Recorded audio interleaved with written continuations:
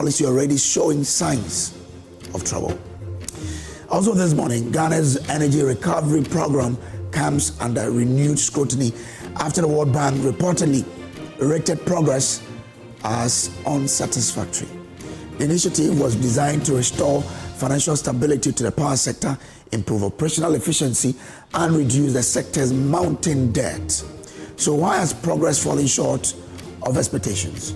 And what does this mean for the future of Ghana's energy sector? Which of course concern you, whether you would have power or not. And finally, we pay tribute to one of Ghana's most revered traditional rulers. After 16 years on the throne, the reign of the late Yana Abukari II has come to an end.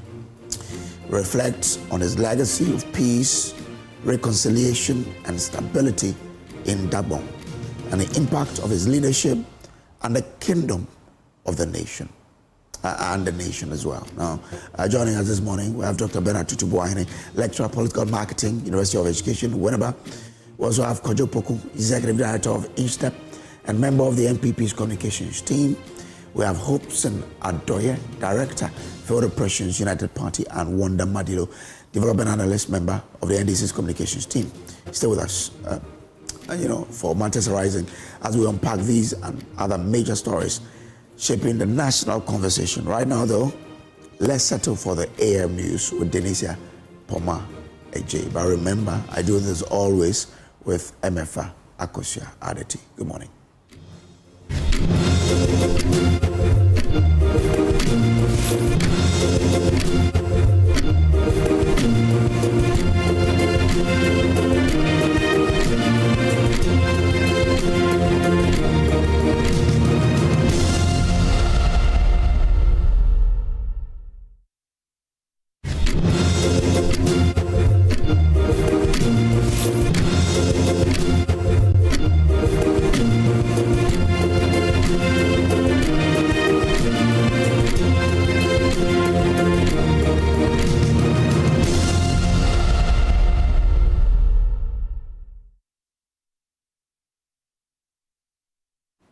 Hello, good morning, and welcome aboard to the AM News. My name is Denisia Poma-AJ, and our very first story. The Ghana Journalists Association is demanding sanctions against the perpetrators of the assault on Adom Brand's Obrimpomba Kwame Owusu. The journalist was assaulted on Saturday evening by men in military uniform while covering developments during the New Patriotic Party's constituency executive elections. Obrimpomba Kwame Owusu narrated his ordeal to Joy News. On Saturday, during the NPP constituency primary elections, we all know that there's curfew in Nkwanta that starts from 5 p.m. to 6 a.m. So in the process, while the voting was ongoing, about around 4:59 to 5 p.m., there were some delegates who were still in the queue voting. So all that we could hear was that people were running for their lives. And when we questioned or asked what is the matter, what we were told was that the military were enforcing the curfew. So people who came to vote, onlookers or supporters of the various candidates, were all around and they were all running away. In the process, some of them collided with a motorbike. So as a good citizen, I decided to support them so they can move on. So in the process, I saw the military coming on me, that I was filming them. I was taking video of them. So they were struggling with me. They came to me, beating me, asking me to give them my phone. And as I refused, the BNI and some other police officers came to my rescue. What I call is some sharp pain around my back and then my spine. I came to hospital yesterday. In the evening, the situation became worse, so they have to admit me. The Adom Brands of the Multimedia Group, in a statement, condemned the assault on our colleague and all other victims of the arbitrary act. It is also demanding a thorough investigation by the Military High Command to publicly identify the perpetrators, impose the appropriate military sanctions, and ensure they bear the medical expenses arising from the treatment of the reporter and other victims. But away from that, the Institute of Economic Research and Public Policy has rated President John Mahama's first year in office 4.9 out of 10, saying the administration's overall performance fell below expectations. The think tank's inaugural performance tracker cites weak performance in infrastructure, energy, industry and manufacturing, governance, policy implementation and social service delivery as the main reasons for the below-average score. The following report has more. The assessment measures the Mahama administration's performance against the promises contained in the NDC's 2024 Resetting Ghana Manifesto. According to the IERPP, the government committed to delivering 29 key policy interventions within its first year, but failed to meet expectations in several critical areas. Executive Director Professor Isaac Boedi says the findings are based on an independent review of the administration's performance. The team of IRPP scored this administration 4.9% as against 10 for the year under review 2025. We identify 5 key areas that actually brought the number down. One main area happened to be the infrastructure, which the government, we know the government has failed to spend on infrastructure. And spending of this administration, per the figure we gave you, capital expenditure stood at 0.9% in 2025. Industry, manufacturing, social delivery, and the governance commitments, 5, and energy. These areas actually brought the number of the max we score to 4.9. The Institute says although the government has recorded some gains in reducing inflation, those achievements have not yet translated into significant improvements in the living conditions of many Ghanaians. It also warns that several domestic and external risks could undermine further progress if left unaddressed. We identified 2 key broad areas. One happened external, and one happened to be for domestic risk. For domestic risk, the government must watch expenditure, must watch the spending and revenues as well. Must also watch energy issues that we have in our country, infrastructure as well. Then in terms of external, we also stated that all the micro indicators, the successes chalked by this administration, came as a result of external contributions. One, the cocoa prices, the oil, and then the other indicator that we also mentioned. So they actually contribute to help this administration with the macro. The Institute is calling on government to step up investment in infrastructure, energy and industry while strengthening governance and policy implementation to accelerate economic growth and improve living standards. For Joy News, Mavis Kabuko's report read to you. Now, churches in Ghana have been urged to remain independent and boldly speak truth to power rather than align themselves with political interest. Reverend Father Reginald Lawson, Auxiliary Minister at Accra Ridge Church and Chairman of the Central Planning Committee for the church's 90th anniversary celebration, says the church must maintain its prophetic voice by holding leaders accountable and offering guidance that promotes national development. Speaking in an interview with Joy ahead of the church's second anniversary lecture, Reverend Father Lawson cautioned against close relationship between religious institutions and political actors.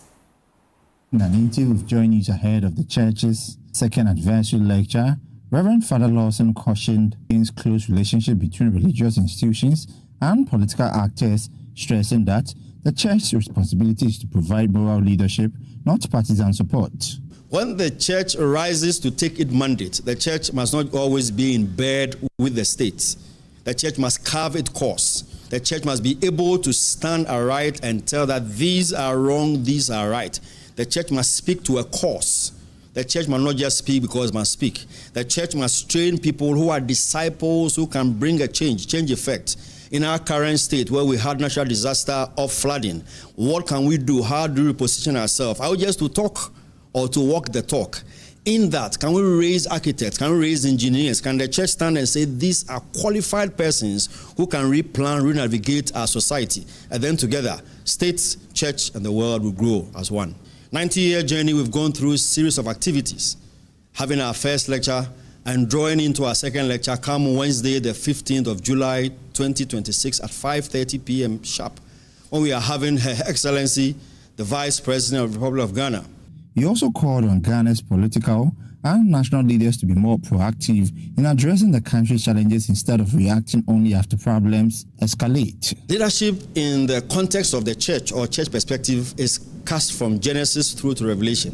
One key example we can use is the story of Nehemiah, who has highlighted every principle a leader needs and how to go about it, counting the cost, weighing through. What the church can do going forward is again to identify people with potentials and raise them in the principles of leadership drive. The lecture, scheduled for Wednesday, July 15, 2026, will be held at the Accra Area Church Auditorium under the theme Repositioning the Church for National Transformation, Faith, Education, and Holistic Renewal in Ghana. The event will feature Vice President Professor Jane Nano Poko-Ajiman as a guest speaker and is expected to bring together clergy, policymakers, educators, students, civil society leaders, and the general public to discuss the role of the church in advancing Ghana's moral, education, and social development. Well, the Israeli film industry is seeking a rebound with investors to enable it get back on its feet. Industry players say the October 7, 2023 attack crippled a growing industry, forcing them to put their ideas on hold.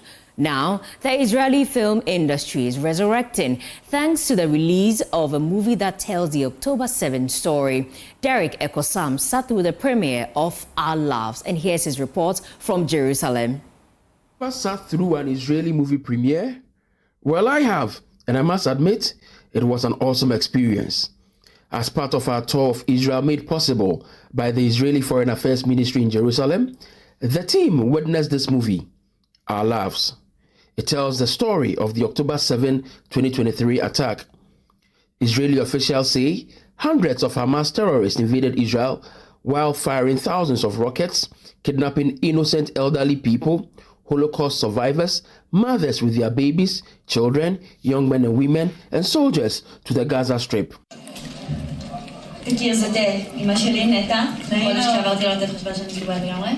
Directed by award-winning Avi Nesha, Our Loves tells the extent to which people can go for those they love.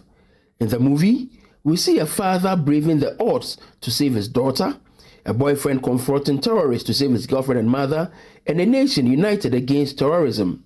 While the Israeli film industry has had its fair share of boycotts following that attack, bringing the burgeoning film industry on its knees, producers of the movie are optimistic this new film will win the hearts of investors who would return to the Israeli film industry to give them an edge over their counterparts. Eventually, I think the quality of the Israeli movies will win out. And I think people like Danny and Fernando and Fox are the key, because I see them as brave people. It takes some courage to step in and partner up.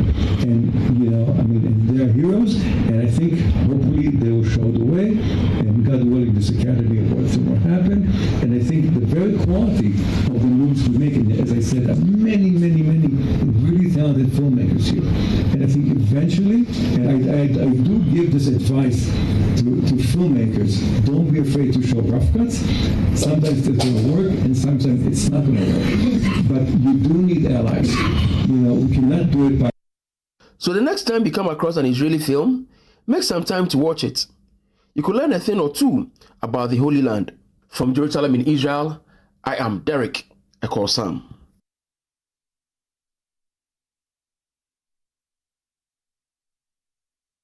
Well, back here in Ghana, for a decade, every dry season meant another painful goodbye for Mohammed Fusena. She left her children behind in Konjehi and traveled to Tavama in southern Ghana in search of work, while their father headed to Galamsey sites to earn a living. For many families, those journeys ended in tragedy, with some fathers never returning home. Today, that cycle is being broken. A year-round irrigation scheme built for Konjehi community by the International Organization for Migration, IOM, and implemented by CARD Ghana is creating livelihoods closer to home, allowing women like Fusena to stay with their families. Join News' Upper West Regional Correspondent Rafiq Salam reports. For years, The dry season here meant one thing: choose between hunger or galamsey. I won't leave my children at home and go to Tavama or to the southern Gulf of the country for menial jobs again. My husband won't go to Galamsey and leave us. We stay here now. We all know this northern side, we are having only one season. When we finish with the rainy season, we don't have any other work doing other than going to Galamsey and other mere jobs. That surely is changing. Konjehe just received a fenced community garden and modern drip irrigation built to kill 2 killers, illegal mining and irregular migration. The fostering project, funded by IOM and GIZ, handed over seeds, boots, cutlasses, even wheelbarrows, so farmers can work all year. The International Organization for Migration, IOM, says this garden is a direct attack on the root causes of irregular migration. IOM is of the firm belief that keeping families together starts with giving them a reason to stay. Fatou Diallo Ndiaye is IOM Chief of Mission, Ghana, Togo and Benin. It was designed also to create an economic opportunity that can improve food security and support inclusive environmentally sustainable livelihood for returnees and members of their communities of origin.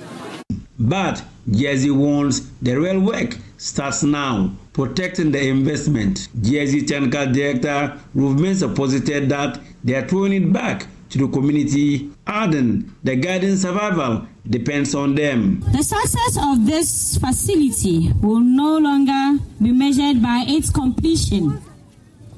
It will be measured by how well it is cared for, by how often it is used, and by the lives it continues to improve in the years ahead. This isn't just water. This is a weapon against galamsey. Every drop here means one less youth risking death in a pit, one less mother abandoning her kids for Tavama or to the southern Gulf of the country for menial jobs. But Konjehe says they still need more lights, clinics, and schools. One of the greatest benefits of this project is that it will help reduce youth migration by creating meaningful livelihoods. Local partner Card Ghana insists the farmers are ready to run this as a business. This initiative is just not on what we are handing over today. It started earlier with capacity building. We've come to the community to assess our capacity gaps, our capacity needs, and we've conducted several trainings on how to build sustained livelihood and sustained entrepreneurial interventions with our youth and also our farmers within this community. And I'm happy to report that we are ever ready in terms of what we have built in the community level to sustain this intervention. The One Municipal Assembly calls it a blueprint for climate-smart farming. Adiza Mumuni is a deputy director at the One Municipal Assembly. While we all recognize that IOM addresses migration challenges, today's project reminds us that one of the most effective ways of reducing irregular migration is creating sustainable livelihood for our community members. In Konjehe, the dry season just got cancelled. Reporting for Joy News, Rafiq Salam, Konjehe.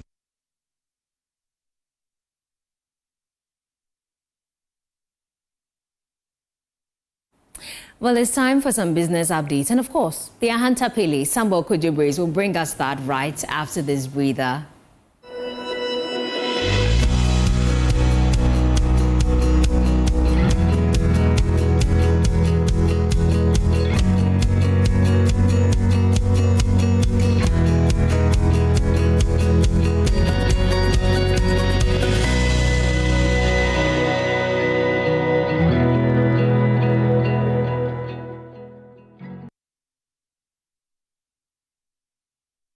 Well, let's do some business updates now. And senior lecturer at the University of Professional Studies, Accra, UPSA, and fellow at the Africa Policy Lens, Dr. Eric Boakye says investor confidence in Ghana's economy is likely to improve following the country's successful exchange of its remaining Sadaria note, a key milestone in completing its external debt restructuring.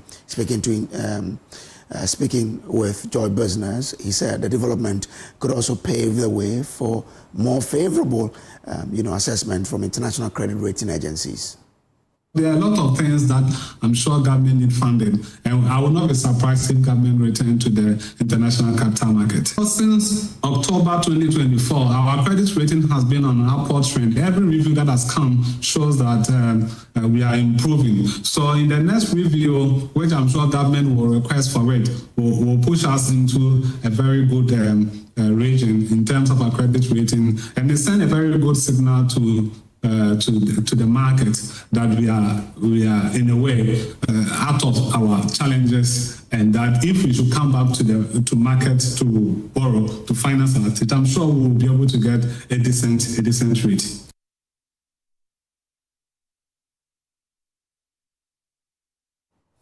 Well, Chairman of Group Indum, Dr. Kwesi Indum, has revealed that he is working with some local investors to acquire the retail unit of Standard Chartered Bank as a consortium. More in the following Business Desk report.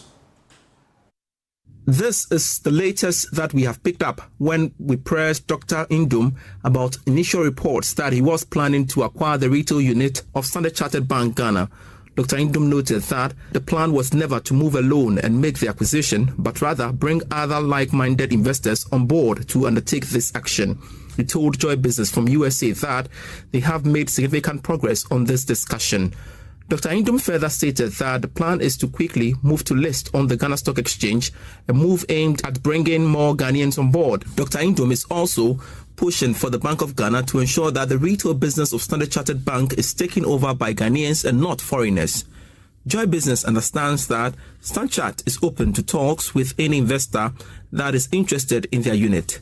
According to Standard Chartered Bank, they are hoping to complete the sale a little over a year.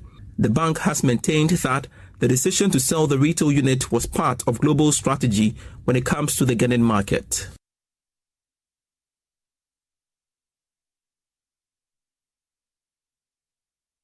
And that's all in business update. Back to you, my co-opted and hunter sister. Oh, thank you. Thank you so much. Kedia. I'm lost. More care. Okay, how do you say I love you in a hunter? I love you. Yeah. You want to say you love me? Yeah, I want to say Modo. I want to say that to somebody. Or if you want to say properly how to love you, I want to give you the proper hunter, but you might forget it. Okay. So I have to take my time to teach you little by little. I'll teach you. I'm your student for the rest of the year. Exactly. Because the hunter is a romantic language, Oh, tell me about it. Yeah, it's a very romantic language that you can use to woo them. Yeah, it is. Sounds romantic. So I'll teach you. So you can woo that guy's heart with a hunter. It's the most romantic language you have in the world. Nice. Yeah. Okay, you teach me how to say I love you for other purposes. But thank you for bringing us to this. Well, that's it for the AM News. But don't forget, of course, the AM show is sponsored by Shield Silicone Paints from Azar Group, Syntex Pipes, and Time Herbal Mixture. Now, let me tell you about the World Cup, because the fever is on and everyone is getting excited. CompuGhana says the match shouldn't just be on the pitch. You can actually bring the stadium experience home. So this is the time to buy your crystal clear TVs, sound bars, home theaters, smartphones, laptops, projectors, and more at unbeatable prices.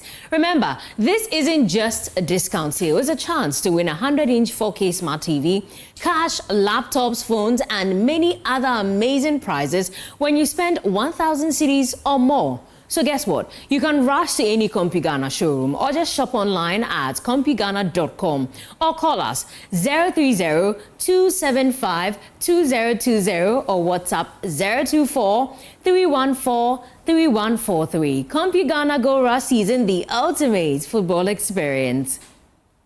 Now, football's biggest tournament is on. I'm talking about the World Cup. And there's no better way to back your team on Betano. Sign up today on Betano and claim a welcome bonus of up to 2,000 Ghana cedis on your first deposit to enjoy the World Cup. Simply create your Betano account, verify your details, make your first deposit, and guys, make we bet. 18 plus only, terms and conditions apply. Gamble responsibly. This has been vetted and approved by the Gaming Commission of Ghana. Let me tell you about Nesters Homes, because you can own your dream property in one of Teme's fastest growing prime locations today.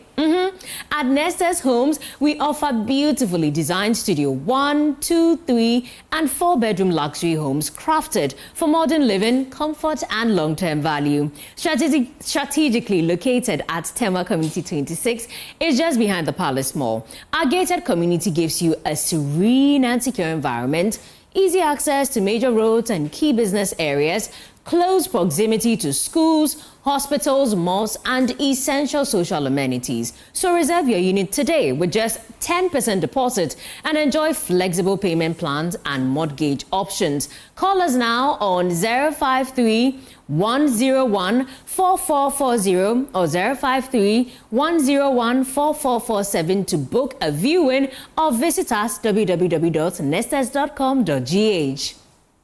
Now, this July, Ghana will host energy leaders and experts at the Ghana International Petroleum Conference, GIPCON 2026, on the theme, Building a Resilient Downstream, Policy, Innovation and Investment for Growth. His Excellency John Dramani Mahama, President of Ghana, will be the distinguished guest of honor. Speakers include Honorable Dr. John Abdullahi Jinapo, his Minister for Energy and Green Transition, Godwin Eduji Tamaklo, his CEO, National Petroleum Authority, Dr. Patrick Ofori, CEO, Chamber of Bulk Oil Distributors, and Dr. Riverson Opon, CEO, Chamber of Oil Marketing Companies. The date is 16th to 17th July 2026, 8 a.m. each day, and the venue is Palms Convention Center, La Palm Royal Beach Hotel. The event will be climaxed with the Downstream Awards and Gala Night happening on July 18 at 6 p.m. at Kempinski Gold Coast Hotel, Accra. So please register now at www.gipcon.com or just call us 055-822-3678. Well, that's it for the AM News. For more news, I know a place. Of course, I highly recommend you log on to myjoyonline.com. My name is Denisia Pomaide. Up next is sports. A while later, we'll have a news review. Have a lovely Tuesday.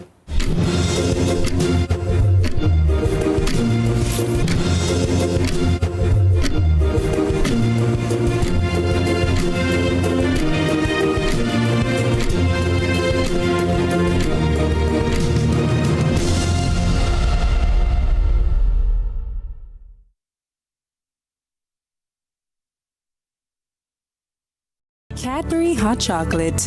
Crafted from cocoa, milk, and sugar. Creamy, chocolatey, frothy goodness, rich taste, so satisfying. Cadbury goodness, the treats you deserve every day.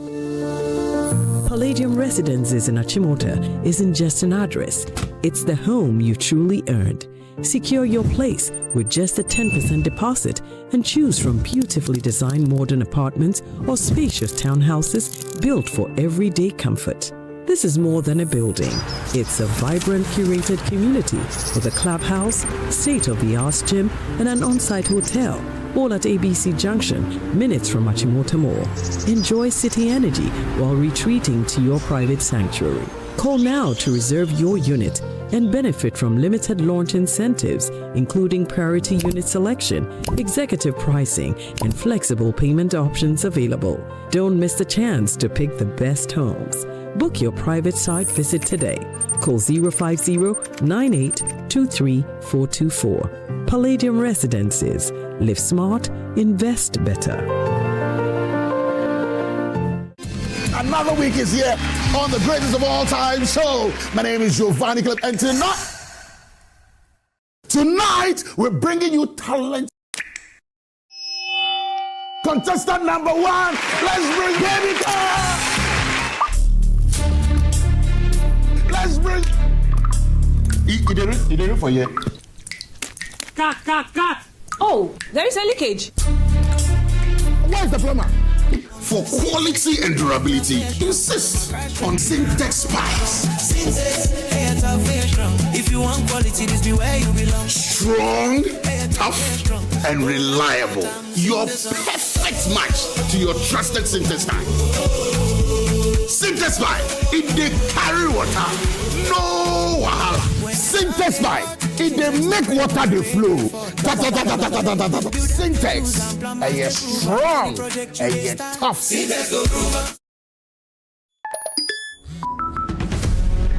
I didn't think it would happen to me, but it happened to me. Ghana's digital economy is booming. Millions of transactions, billions of cities, a future powered by technology. But beneath the convenience lies a growing threat. Now it's becoming more towards digital fraud. If we place convenience excessively over security, we run the risk of breaking down the number one currency that we have in that ecosystem, and that is trust. The Digital Economy Forum is a thought leadership series examining the opportunities, risks, and choices shaping Ghana's economic future. In our maiden edition, we tackle a critical issue, the trust crisis, why fraud is holding back Ghana's digital economy. We need to have a 360-degree solution. Join Head of FinTech and Innovation at the Bank of Ghana, Elhanan Oreku-Asare, Economics Professor Godfred Bokpin, CEO of Ghana Association of Banks, John Ewua, Executive Chairman of E-Crime Bureau, Dr. Albert Enchibuesiako, Chief Risk and Compliance Officer at Mobile Money FinTech Limited, Godwin Tamaklo, Deputy Director General in charge of Technical Operations at the Cybersecurity Authority, Stephen Kojo Seshi, and Head of Internal Affairs at Haptel, Ebenezer Bofor.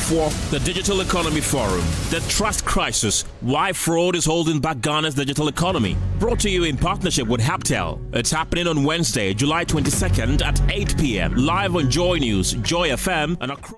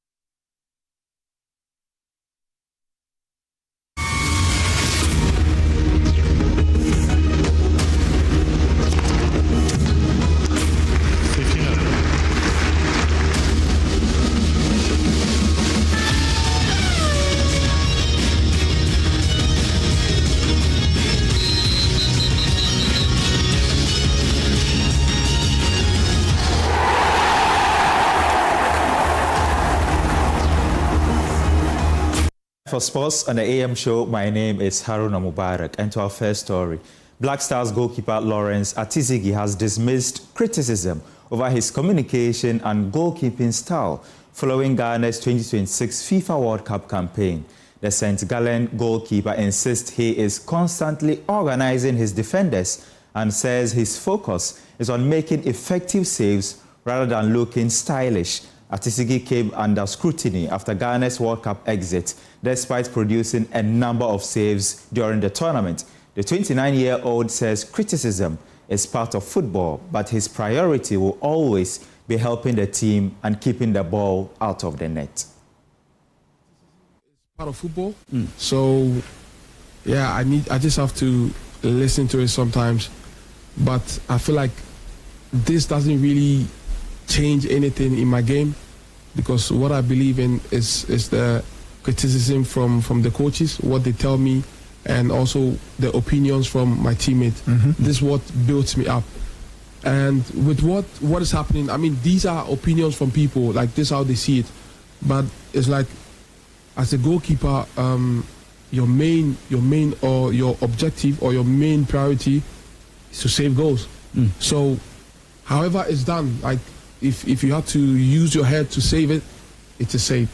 So it doesn't matter how people see it. Maybe a save for them looks like you're making drama, but that's how the situation makes you adapt to how it is. So if there is a long shot into the corner, I don't think I'm going to just jump, or I'm just going to stay and do like this. You need to react. It's all about reaction. And I feel like as a goalkeeper, there is, like, every goalkeeper has his way of keeping. Like, there are different styles. Like this goalie, one example in Colombia. Higuita. Yeah. Afro head. Yeah, exactly. You know, when you look at his style of goalkeeping, people loved it. It was different. So for me, I don't really think that maybe if I make a save, it looks dramatic. Maybe that's how they see it. But yeah, my priority is just to prevent the goals. And also coming to the not be able to communicate. Say you don't communicate. You don't shout on defenders. I think communication is a key factor in goalkeeping, because this helps you to stay in the game. This gives you that confidence. So yeah, like I said, these are opinions. People think it is, but I don't think this is something which I don't do, because. Now that's Lawrence Atizigi there speaking to Sporty FM. Now Black Stars midfielder Mohamed Kudus has reported to Tottenham Hotspur's pre-season camp as he continues his recovery from injury. Kudus, who missed much of last season and the 2026 FIFA World Cup, was seen with his teammates on the opening day but did not join full group training. Instead, Kudus continued his rehabilitation with conditioning work in the gym at Spurs as Spurs prepare for the new campaign. Several senior players also returned for pre-season as the squad began work under the coaching staff ahead of the 2026-2027 season. Spurs will be hoping Kudus returns to full fitness soon as they look to bounce back from a disappointing campaign. The 25-year-old scored 2 goals and provided 5 assists in 19 Premier League appearances last season.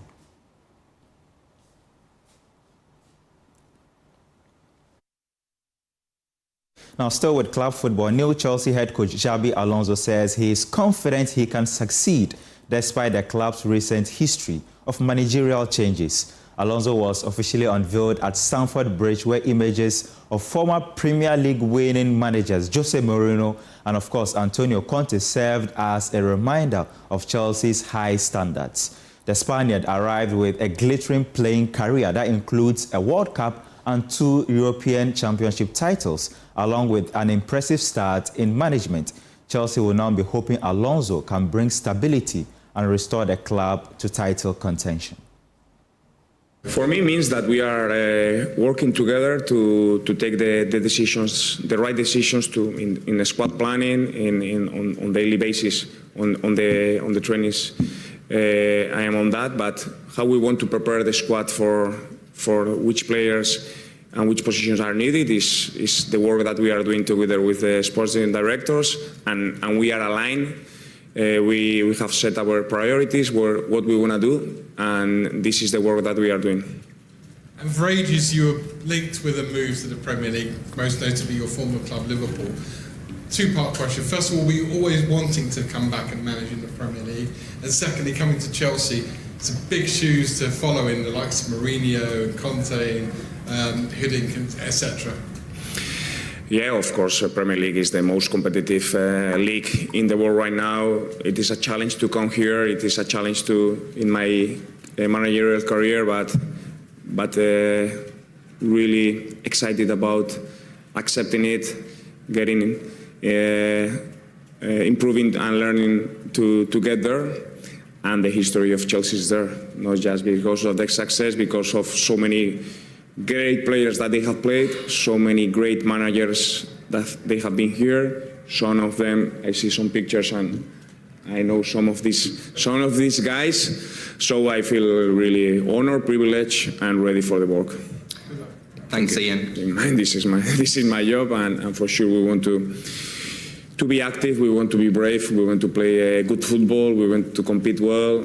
But above that, we need a good mentality. I think that's fundamental, that to understand to do what it takes in each moment, it will be a process for sure, but we want to show that we are ready whenever we go. Once we are getting closer to the start of the season, we will reassure that with all the players. But so far, this is going to be key. Now, Manchester United have completed the £48 million signing of Brazil international Andre Santos from Chelsea as they continue their midfield rebuild ahead of the new season. United agreed a deal with Chelsea for Santos last week, and the 22-year-old was officially unveiled yesterday. Speaking for the first time since joining the Red Devils, Santos expressed his excitement about the move and his determination to help the club achieve its target.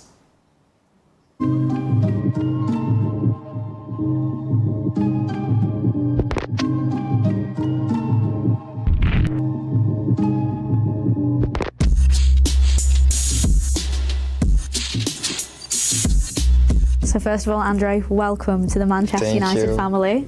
Are you excited to be here? Yeah, so I'm so happy to be here.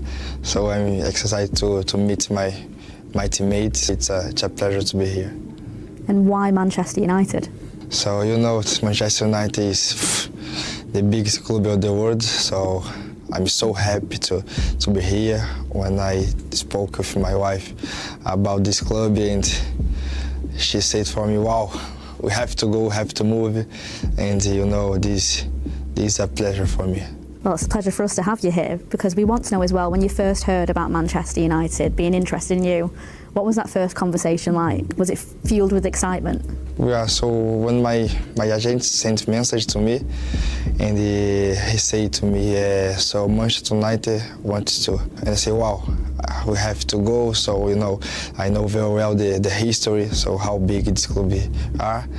And now I'm so happy, I'm so excited to enjoy with my teammates.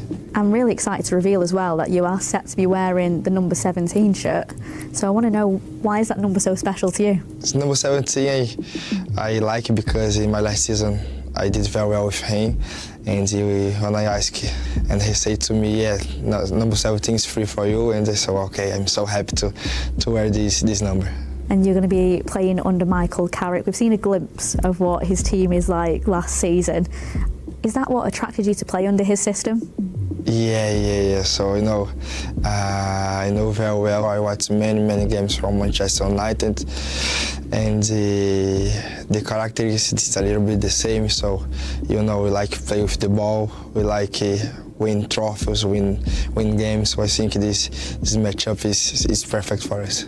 Now, we actually won more Premier League points than any other team during Michael Carrick's management last season. So, as a player, that only makes you want to play under him even more so, doesn't it? Yeah, of course. I know him very well. So he's a top coach. So I did the meeting with him, and he. Now, France's star-studded attack faces its toughest test yet, as it takes on a resolute Spain defense in tonight's World Cup semi-final. Tournament favourites France, they will rely on their attacking partnership of Kylian Mbappe and Ousmane Dembele, who have combined to create 19 chances for each other during the competition.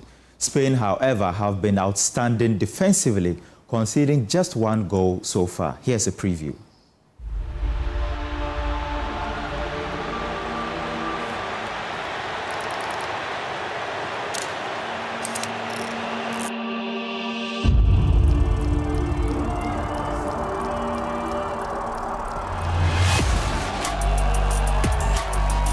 Kylian Mbappe's role has changed this tournament. This is the first time he's captained the French team at the World Cup. For him, it's the holy grail. Major tournaments are right up Kylian's street, especially the World Cup. We know what he's capable of, and we know that this is his competition. When you have your captain and someone who brings everyone together, who is capable of scoring goals, who is capable of scoring a penalty when the pressure is on, he's someone who leads the group.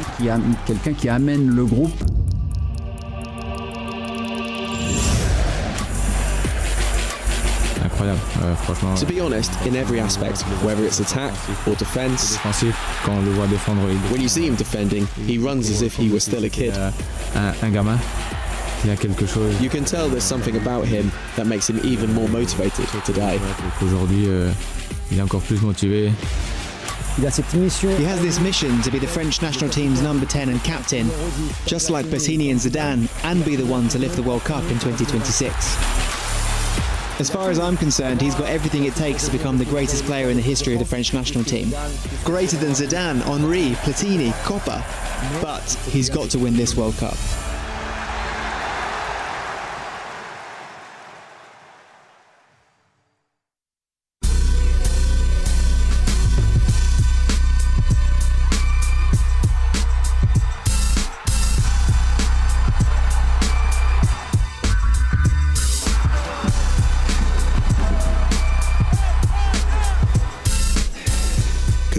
Buenas tardes.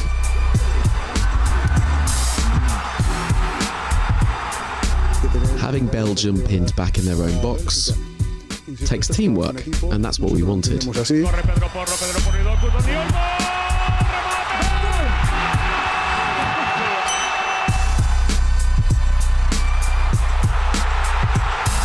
starting lineup isn't the most important thing.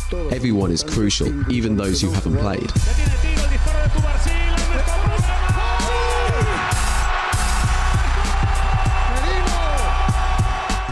I feel happy, of course. Football is beautiful.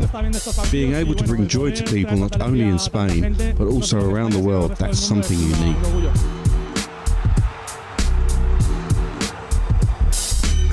How do I feel about the match against France? It will be a superb game, a highly anticipated contest, two of the best national sides in the world, but we feel capable of beating any team. Muchas gracias.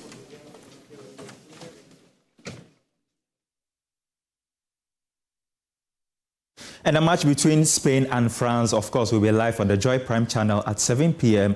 Build-up will begin from 6 p.m. That's how we wrap up the sports segment on AM Show. My name is Haruna Mubarak.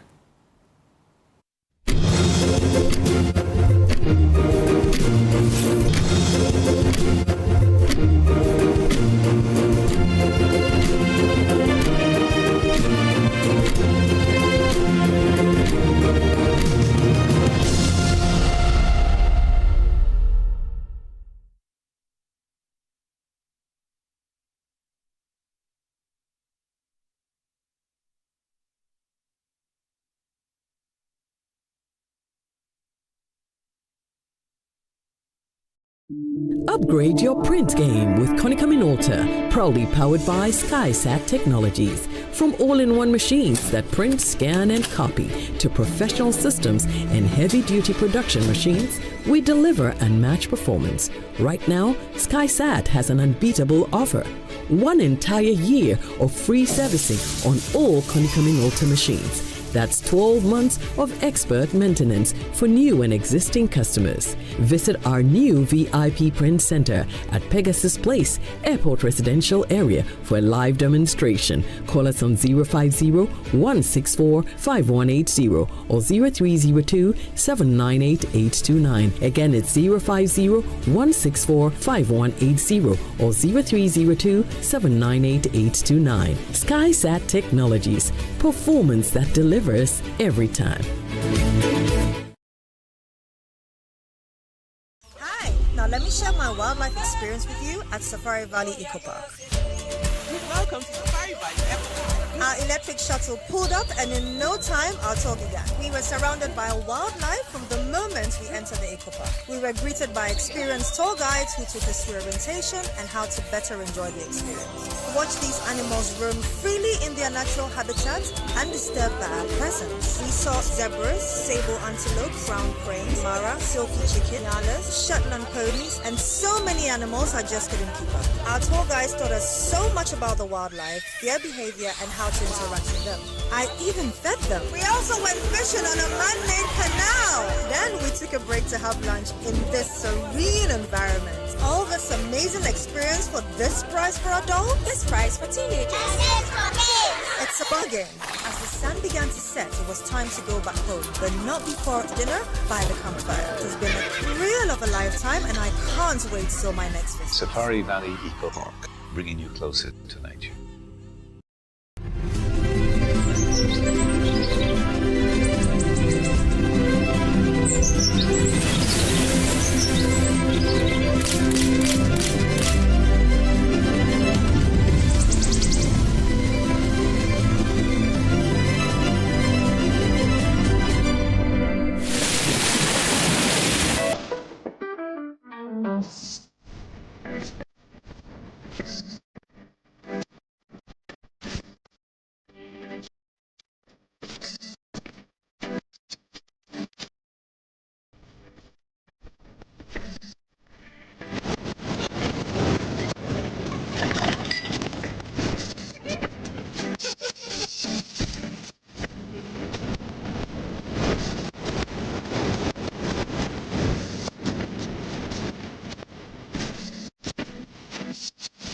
Cadbury hot chocolate.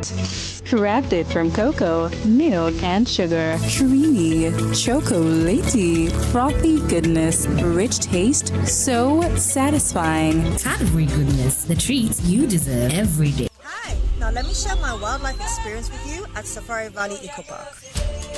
Welcome to Safari Valley.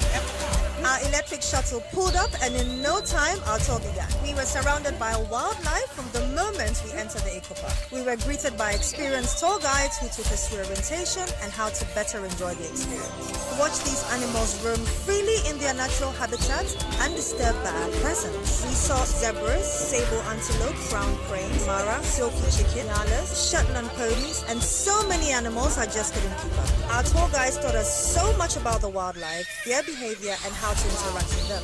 I even fed them. We also went fishing on a man-made canal. Then we took a break to have lunch in this serene environment. All this amazing experience for this price for adults, this price for teenagers.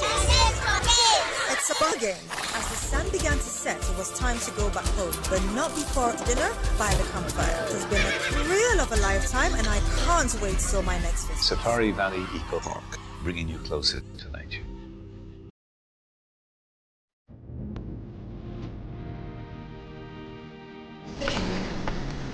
Through every stage of life, let's go. Some things simply stay with us. The spirit of never giving up.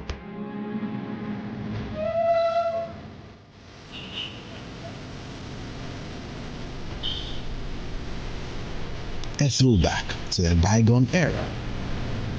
Love was service. The silent statement of love.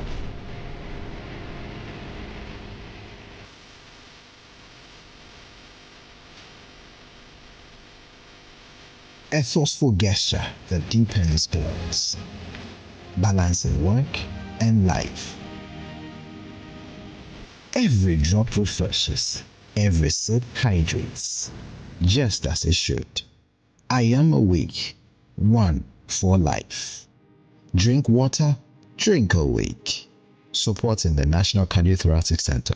This advert. This July, Ghana will host global downstream energy leaders, innovators, and experts at the Ghana International Petroleum Conference, GIPCON 2026, to collaborate, exchange insights, and develop strategies and groundbreaking innovations through strategic dialogues. The event, held under the auspices of the Minister of Energy and Green Transition, Honorable Dr. John Abdullahi Junapo, is on the theme, Building a Resilient Downstream, Policy, Innovation, and Investment for Growth. His Excellency John Dramani Mahama, President of the Republic of Ghana, is our distinguished guest of honor. Speakers for the event are Mr. Godwin Kojo Tamako, Esquire, Chief Executive of NPA, Dr. Patrick Ofori, Chief Executive of Seaboard, Dr. Riverson Opon, Chief Executive of Comac, alongside other key captains of industry. Join us from the 16th to the 17th of July 2026 from 8 a.m. to 5 p.m. each day at the Palms Convention Center, La Palm Royal Beach, Accra. We can't wait to host you.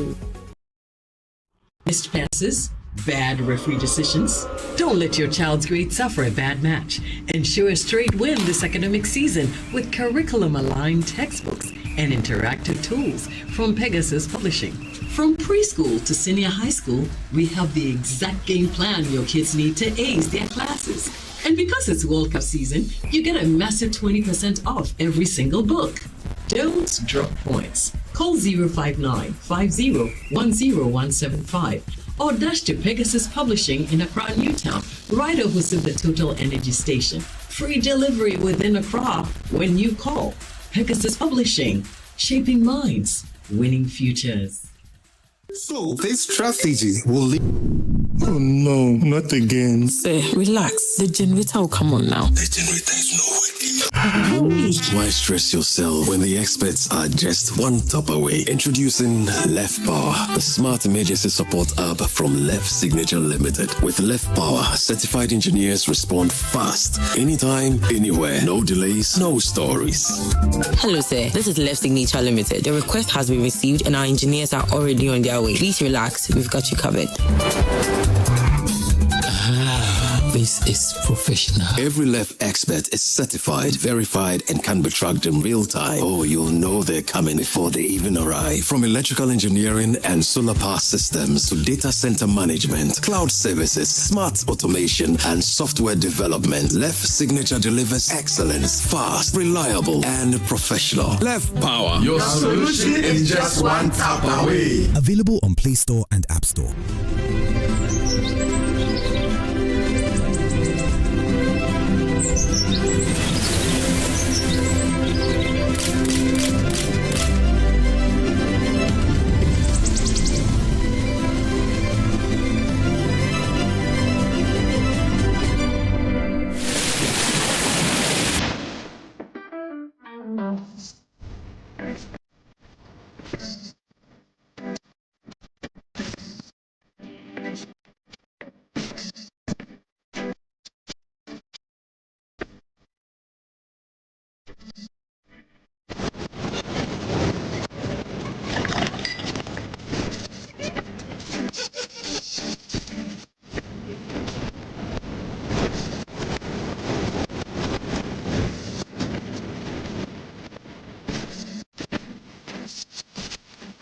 Now let me share my wildlife experience with you at Safari Valley Eco Park. Welcome to Safari Valley. Our electric shuttle pulled up and in no time our tour began. We were surrounded by wildlife from the moment we entered the Eco Park. We were greeted by experienced tour guides who took us through orientation and how to better enjoy the experience. Watch these animals roam freely in their natural habitat undisturbed by our presence. We saw zebras, sable antelope, brown cranes, mara, silky chicken, nyalas, Shetland ponies, and so many animals I just couldn't keep up. Our tour guides taught us so much about the wildlife, their behavior, and how to interact with them. I even fed them. We also went fishing on a man-made canal. Then we took a break to have lunch in this serene environment. All this amazing experience for this price for adults, this price for teenagers. It's a bargain.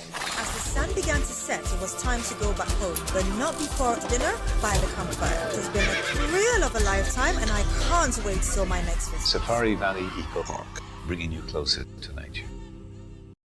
Difficult bounce for the American defence to deal with, and that's a They scored!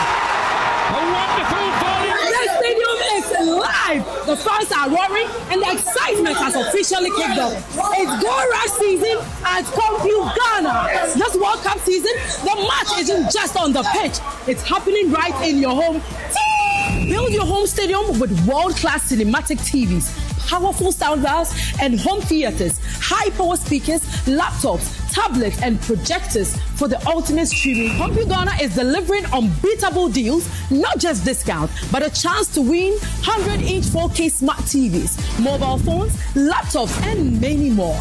Just purchase items 1,000 Ghana cedis and above, and automatically enter the raffle draw. Shop online at CompuGhana.com. Call on 0302-752020. Go Rush season, the ultimate football experience, only at CompuGhana.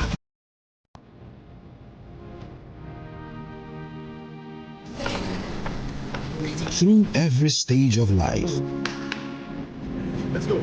Some things simply stay with us. The spirit of never giving up.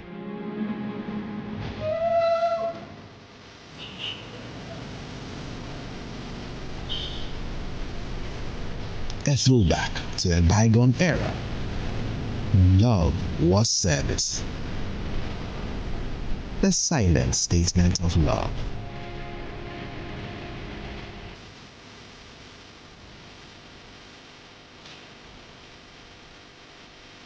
A forceful gesture that deepens bonds, balancing work and life. Every drop refreshes, every sip hydrates, just as it should. I am awake, one for life. Drink water, drink awake. Supporting the National Cardiothoracic Center. This advert is FDA. Missed passes, bad referee decisions. Don't let your child's grade suffer a bad match. Ensure a straight win this academic season with curriculum-aligned textbooks and interactive tools from Pegasus Publishing. From preschool to senior high school, we have the exact game plan your kids need to ace their classes. And because it's World Cup season, you get a massive 20% off every single book. Don't drop points. Call 059-50-10175 or dash to Pegasus Publishing in Accra, Newtown, right opposite the Total Energy Station. Free delivery within Accra when you call. Pegasus Publishing, shaping minds, winning futures.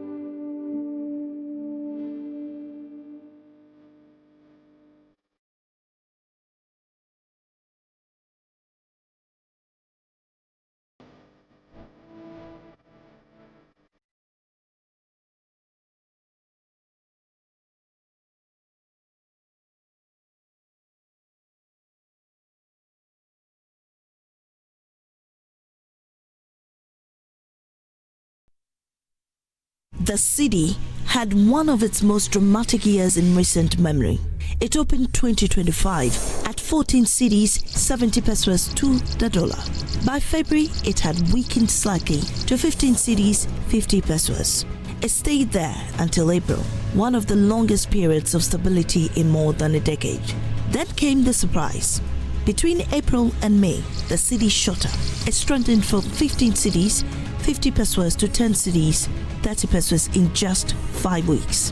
From May through July and into early August, it held steady between 10 cities, 30 pesos and 10 cities, 50 pesos. But by mid-August, the tide turned. In only 3 weeks, it slipped to 12 cities. That has made it one of the worst performing currencies in the third quarter of 2025. External conditions have not changed much. In fact, they remain in Ghana's favor. Gold prices are at a record high. The United States dollar is still subdued, and the Federal Reserve is expected to cut interest rates soon. Normally, these will support the city. The pressure instead is domestic. Remittances are one of Ghana's most reliable sources of dollars, but this year they slowed. Here's why. In April, sending $1,000 got you about 15,000 cedis, enough to buy around 150 bags of cement. By May, the same $1,000 fetched just 10,000 cedis, barely enough for 100 bags. With the money suddenly buying less in Ghana, many senders held back. They bet the city would weaken again.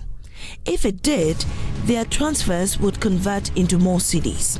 This pause in inflows removed a steady cushion for dollars. and it came just as import demand was rising. The structure of Ghana's economy has not changed. Dollars still come mainly from gold, cocoa, oil, and remittances. So when remittances pause, the impact is felt. Imports have also surged. Traders rushed to take advantage of the stronger cedi. They stocked up ahead of the festive season. This added even more pressure on the currency. At the same time, there are signs the Bank of Ghana has cut back dollar supply. Why scale back? The reasons are not fully clear, but there are strong hints. Earlier this year, the IMF warned that the bank was intervening too heavily.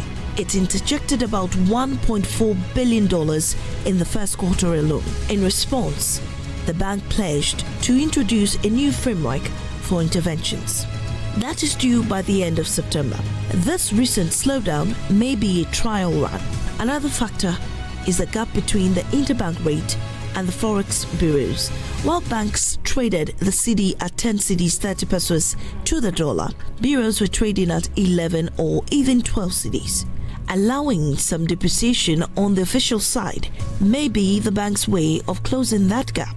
The wide difference was distorting the market. Meanwhile, the bank is also tightening foreign currency rules and demanding stricter paperwork before importers can access forex. For now, with gold prices above $3,500 per ounce and foreign reserves above $11 billion, the bank still has the firepower to steady the market. But heavy intervention is never a lasting solution unless gold prices stay high for a very long time or the structure of the economy changes. This same debate over the cedi will keep coming back.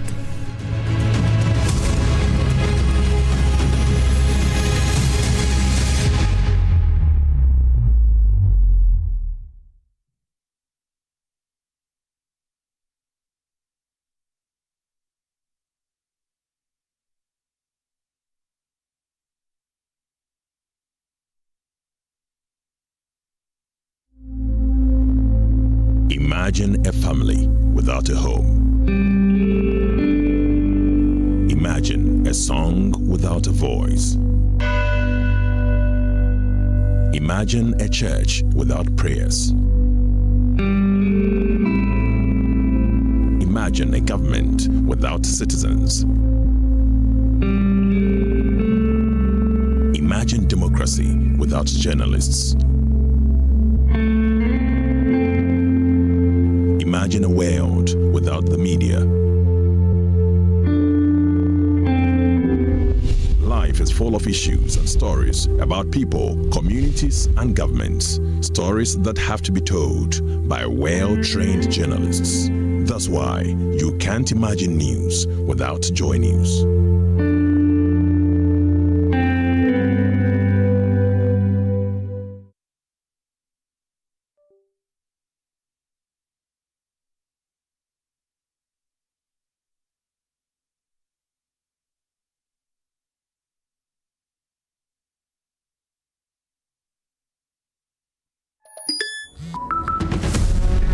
I didn't think it would happen to me, but it happened to me. Ghana's digital economy is booming. Millions of transactions, billions of cities, a future powered by technology. But beneath the convenience lies a growing threat. Now it's becoming more towards digital fraud. If we place convenience excessively over security, we run the risk of breaking down the number one currency that we have in that ecosystem, and that is trust.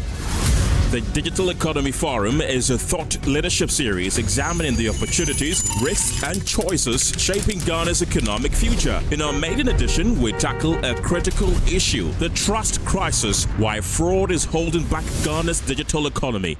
We need to have a 360-degree solution. Join Head of FinTech and Innovation at the Bank of Ghana, Elhanan Oreku Asare, Economist Professor Godfred Bokpin, CEO of Ghana Association of Banks, John Ewua, Executive Chairman of E-Crime Bureau, Dr. Albert Enchibuesiako, Chief Risk and Compliance Officer at Mobile Money FinTech Limited, Godwin Tamaklo, Deputy Director General in charge of Technical Operations at the Cybersecurity Authority, Stephen Kojo Seshi, and Head of Internal Affairs at Haptel, Ebenezer Bof 4, the Digital Economy Forum, the Trust Crisis, Why Fraud is Holding Back Ghana's Digital Economy, brought to you in partnership with Haptel. It's happening on Wednesday, July 22nd at 8 p.m. live on Joy News, Joy FM, and across our social media platforms.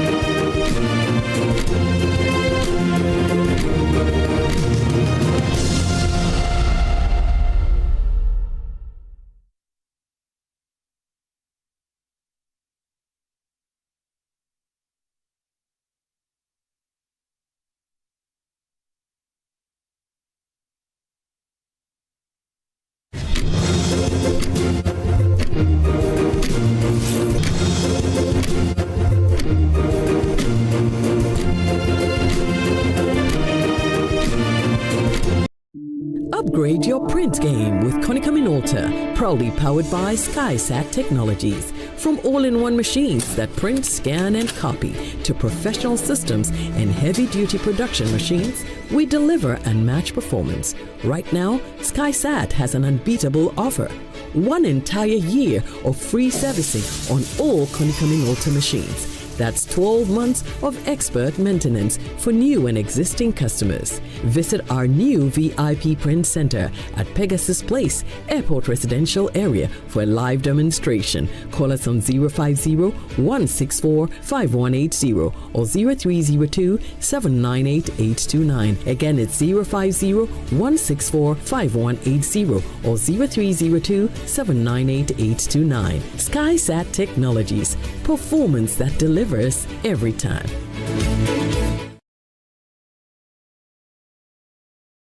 In cash. 6 charges. Yep. Yes. Okay. Now, and he's been given a 15 million bail with 3 sureties to be, how do you say that? What? To be justified Yes. by landed properties. And people are asking 15 million with 3 sureties and landed properties. That's I can't relate. That's a lot of money that I don't know how it looks. So that's why Godfred Dami yesterday in the video was asking, where is he going to get that money? And then with 3 sureties, you know, landed, to be justified by landed properties. So they feel that that is heinous, that is too big. Well, we'll leave that to the lawyers to go into that. But I'm sure if you followed the demonstration in front of EOCO yesterday, that they have some of the pictures in front of the Daily Guide newspaper today. I think today, and until Aboagye's release, is going to be all about Dennis. He has a lot of following who gather up at in front of the EOCO. In Latin, we call him Bra Aboagye. Bra Aboagye. Yes. Well, so Bra Aboagye. We hope that he's keeping well anyway. But yesterday there was a big story. A story that shook the nation, actually. After so much instability, this man came in and stabilized Gabon. Yesterday, we didn't hear good news. Yana Abukari II dies in South Africa. Mahama Baumia mourn him. And some papers bring in former President Akufo-Addo because he's also shared some statement. But that is the story coming in from Gabon there. May his soul be, rest in perfect peace. Now, Katachi hospitalized under police guard and released ex-NAFCO boss's £6,700 phones, dummy to AG EOCO. You remember the arrests when they picked him up from the airport as well recently? His lawyer, Godfred Dami, is saying that they should release the $6,700 pounds and phones to him. So those are the papers. Those are the stories in the Daily Guide newspaper. The overseer government mourns Yana Abukari II hails legacy of peace in Gabon. And I pray that there continues to be peace in the area. I think yesterday they brought a regent, they got a new regent to take charge of the area until a new Yana is found. We wish them all the best. Ghana nears completion of external debt restructuring after Saderia exchange. MPP General Secretary accuses EOCO of public trial over Miracles Aboagye's arrest. Honorable Felicia IJ meets Libyan authorities to address plight of Ghanaian irregular migrants. And his reign was short but impactful. Baumia pays tribute to late Dagbon King, flag bearer of the NPP, Dr. Mahmoud Baumia, there. Now, Miracles Aboagye honored EOCO invitations twice. Arrest was unnecessary, Dr. Amwako. And EOCO statement indicated that he was picked up when he had arrived in Ghana. And that's why a lot of people are asking, but the guy, and they say he's been cooperating. But anyway, that's EOCO, so we'll leave it to them. They have a way to handle their issues. Now, release then is Aboagye MPP demands from EOCO. Emefa, I told you that you'll be hearing some of these things until the guy is released, The right? demands. Yeah. So between that time till the bail condition was set, or the bail bond was set, would have been 24 hours, huh? Yes. Okay. Yes. So if he's still in there later this evening, I think he was picked up on Sunday morning, right? I don't know the time, and I think the flight they said arrived on. They said Sunday. They quoted Sunday. So if Sunday, yesterday morning, 24 hours, today will be another 48 hours, right? So let's see how. Yesterday, okay, yes. He was picked up on Saturday. Oh, okay. Okay. So we are getting to 72 hours. Okay, wow. All right, so that is the story there. I guess that today too, they may probably be making further demands until, he's been touted as probably a lead communicator for the party. But let's see how that one goes. Accra Kumasi Express project, government, Ghana Armed Forces destroys vast lands, lives, no service, no compensation for thousands of farmers and families in Eastern region. That's also, the expressway. Remember, the Ghana Armed Forces is clearing the way for the contractors to begin. They've cleared, I think they said, is it 80 or so percent? There's a percentage they put on how much they've cleared so far. The story talks about the fact that farmlands have been destroyed. In fact, when farmlands are destroyed, it means lives have also been affected, but no compensation. So get in there and get details of that. Murder of teacher shocks nation. Security of teachers in rural communities under fresh scrutiny after Saveligu killing. Ensure unity, Baumia tells MPP after constituency elections. I'm sure you followed it over the weekend when the MPP throughout Ghana elected constituency executives. Yep. Their flag bearer, who is leading them to battle in 2028, is asking that once you are done with that, ensure that there is unity in the party.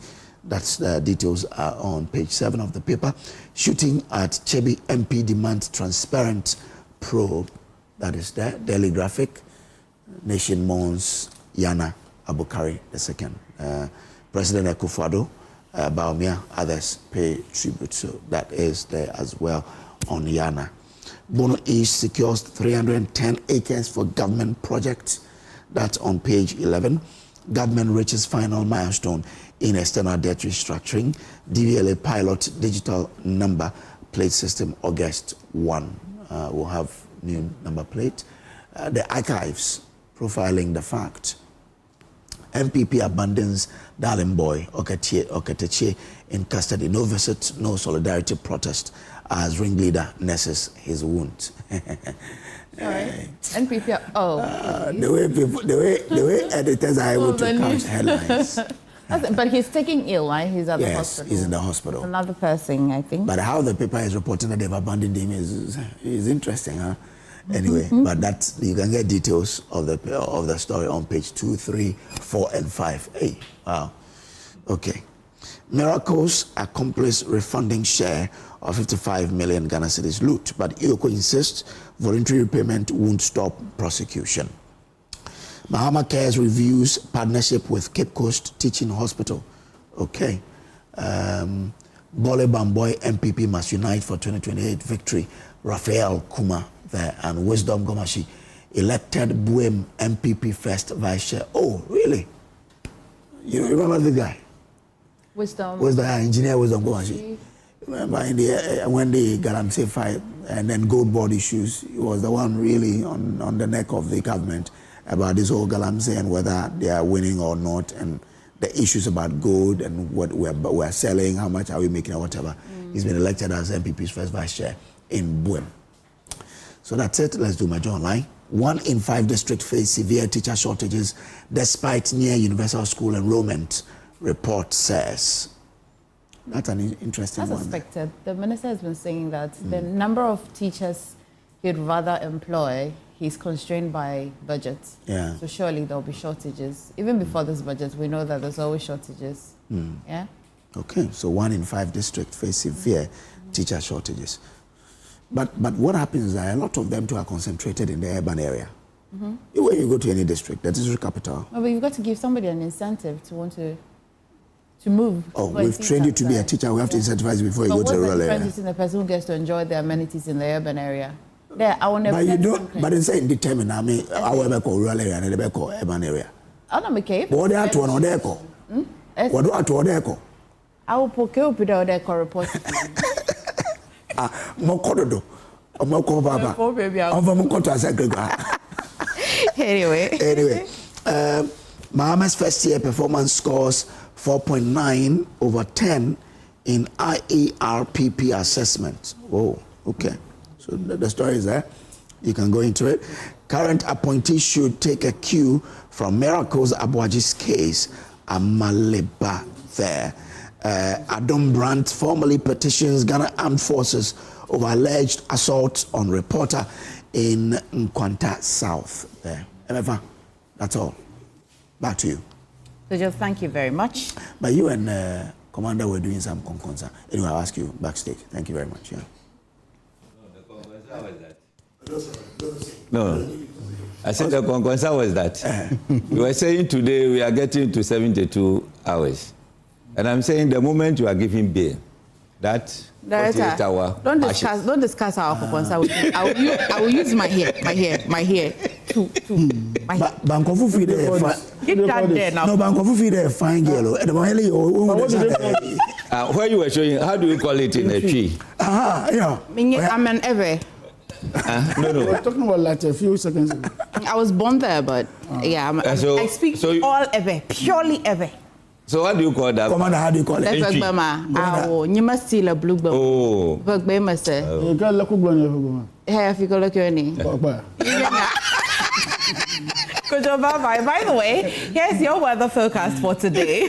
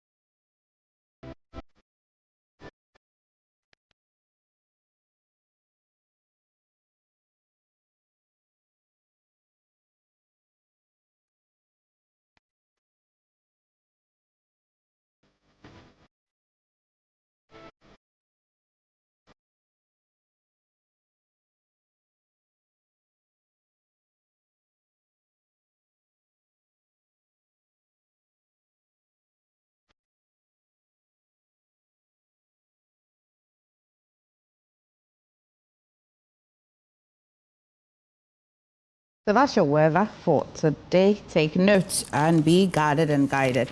This morning, I'm joined by Dr. Bernard Tutu-Boahene, his lecturer of political marketing, University of Education, Winneba.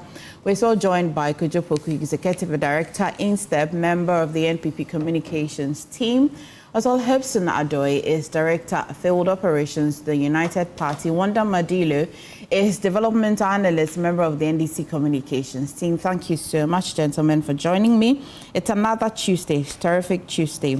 We have a lot of issues to discuss. Top of the story, definitely, the spokesperson for the NPP's flag bearer. But let's take a minute to eulogized the passing of the Yana, and as the nation mourns him as well. We also know that following his demise, of course, the overlord of Dagbon, Yana Bukari II, there's been a regent that has been enskined to temporarily oversee the affairs of that kingdom until a new Yana is selected and enskined in line with tradition.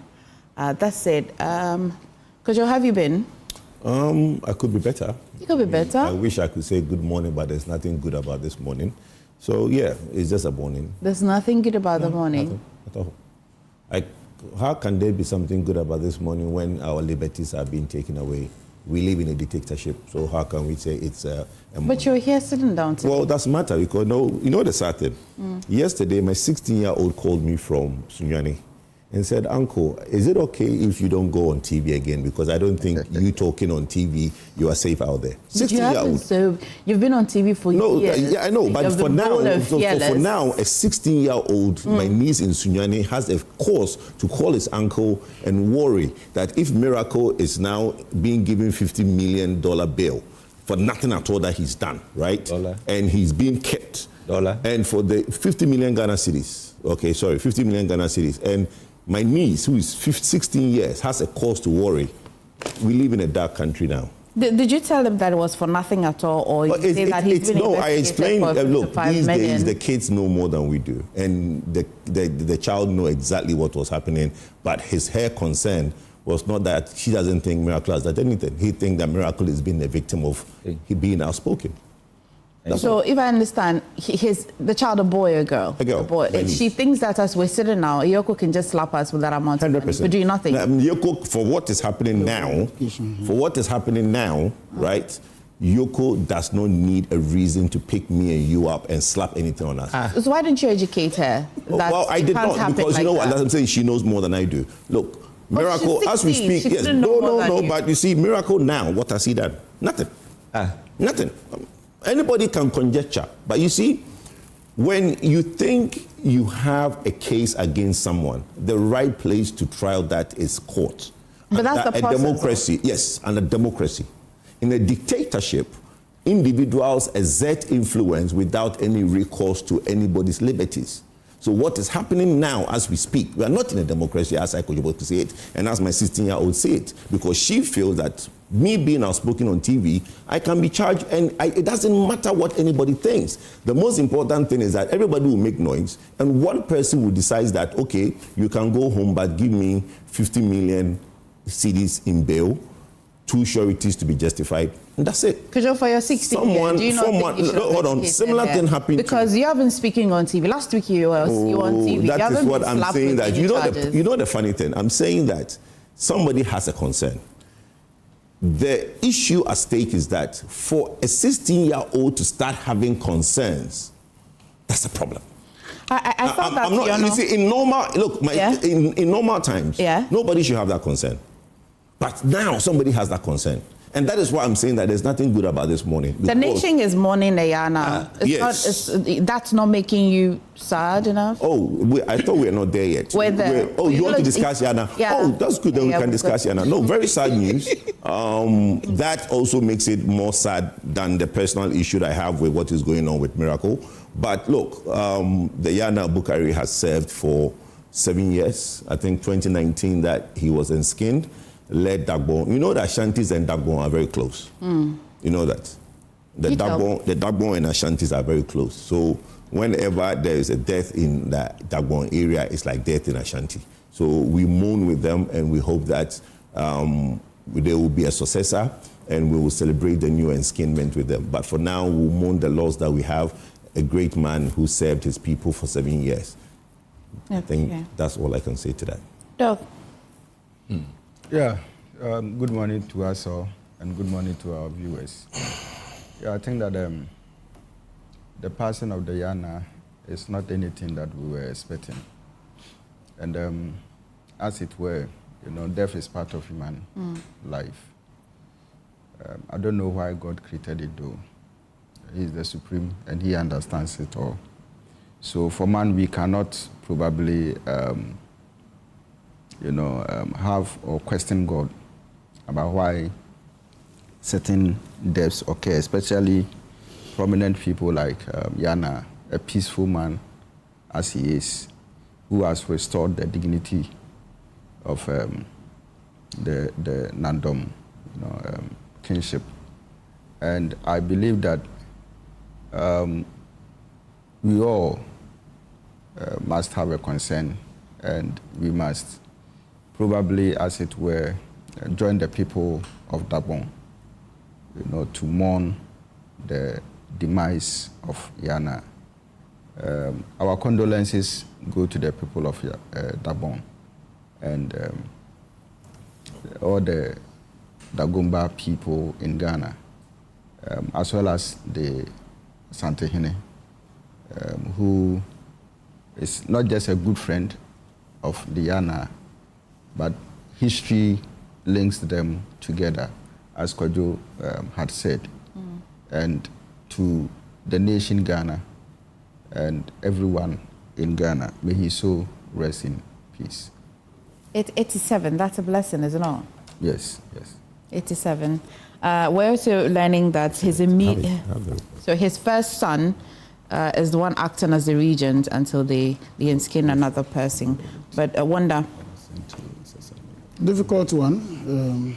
I was on air yesterday when we heard the news, and difficult one. Why we are all aware of the tension in Dagbon. I mean, we can't pretend about it. I only would caution that cool heads prevail after the demise of the Dagbon warlord, and also to say that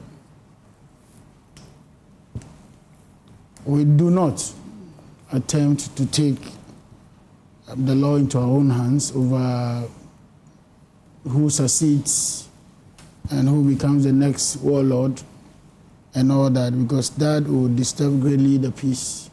You all are aware already of the very volatile situation in Yendi. And so you don't want that. You don't want to preempt anything else. So we call on the security agencies to do their job quickly, and then to allow tradition to dictate what happens in the next line of duties in terms of the chieftaincy, and tone down on our statements, our words. We always, said that there's been political interference in the age-old conflict that called for a lot of mediation effort and all that. And I think he was in skin only some 4 years ago, if I'm not mistaken. And it's a sad one. We pray that the Spirit of Allah be with them at all times in this difficult moment. Thank you. Okay. Director, are you familiar with those parts of the region? Oh, the man, I've been to his palace twice. And it took me as a son. So when I heard the news, in fact, it was very devastating. But they say in all things, all we can say is that we give thanks to God. Attaining 87 years is not a joke. Not all will get to that point. So I think God has blessed him. And we pray that the people of Dagbon should glorify this man by establishing everlasting peace in the place. When it gets to this point, I will plead that the initial comments that we are making, after that, if media can go blackout on activities over there, except maybe the funeral, those kind of things, it will also help, so that we maintain peace and order in that place. And I know nobody within that area will allow any politician to just knock their heads together. The work of Yana Abukari II will not allow anybody to be used over there to disturb the peace that they are enjoying now. So I wish the entire Dagbon community a deepest condolence, and they should put their acts together and make sure they give him a befitting. Only that where the incident occurred is what is worrying me small, but all the same, it has happened. So give them well. But just to make a brief comment, when a 16-year girl is concerned about his father sitting on telly, I think it's we'll address it. It's a wrong. We'll address and then. No. Just a brief comment. Yeah. You see, the girl has taken that position because of misinformation and disinformation. This brief. Yes, misinformation. Are you getting it? Yeah. You ask a question. Didn't you educate her? It's the girl, they know more than.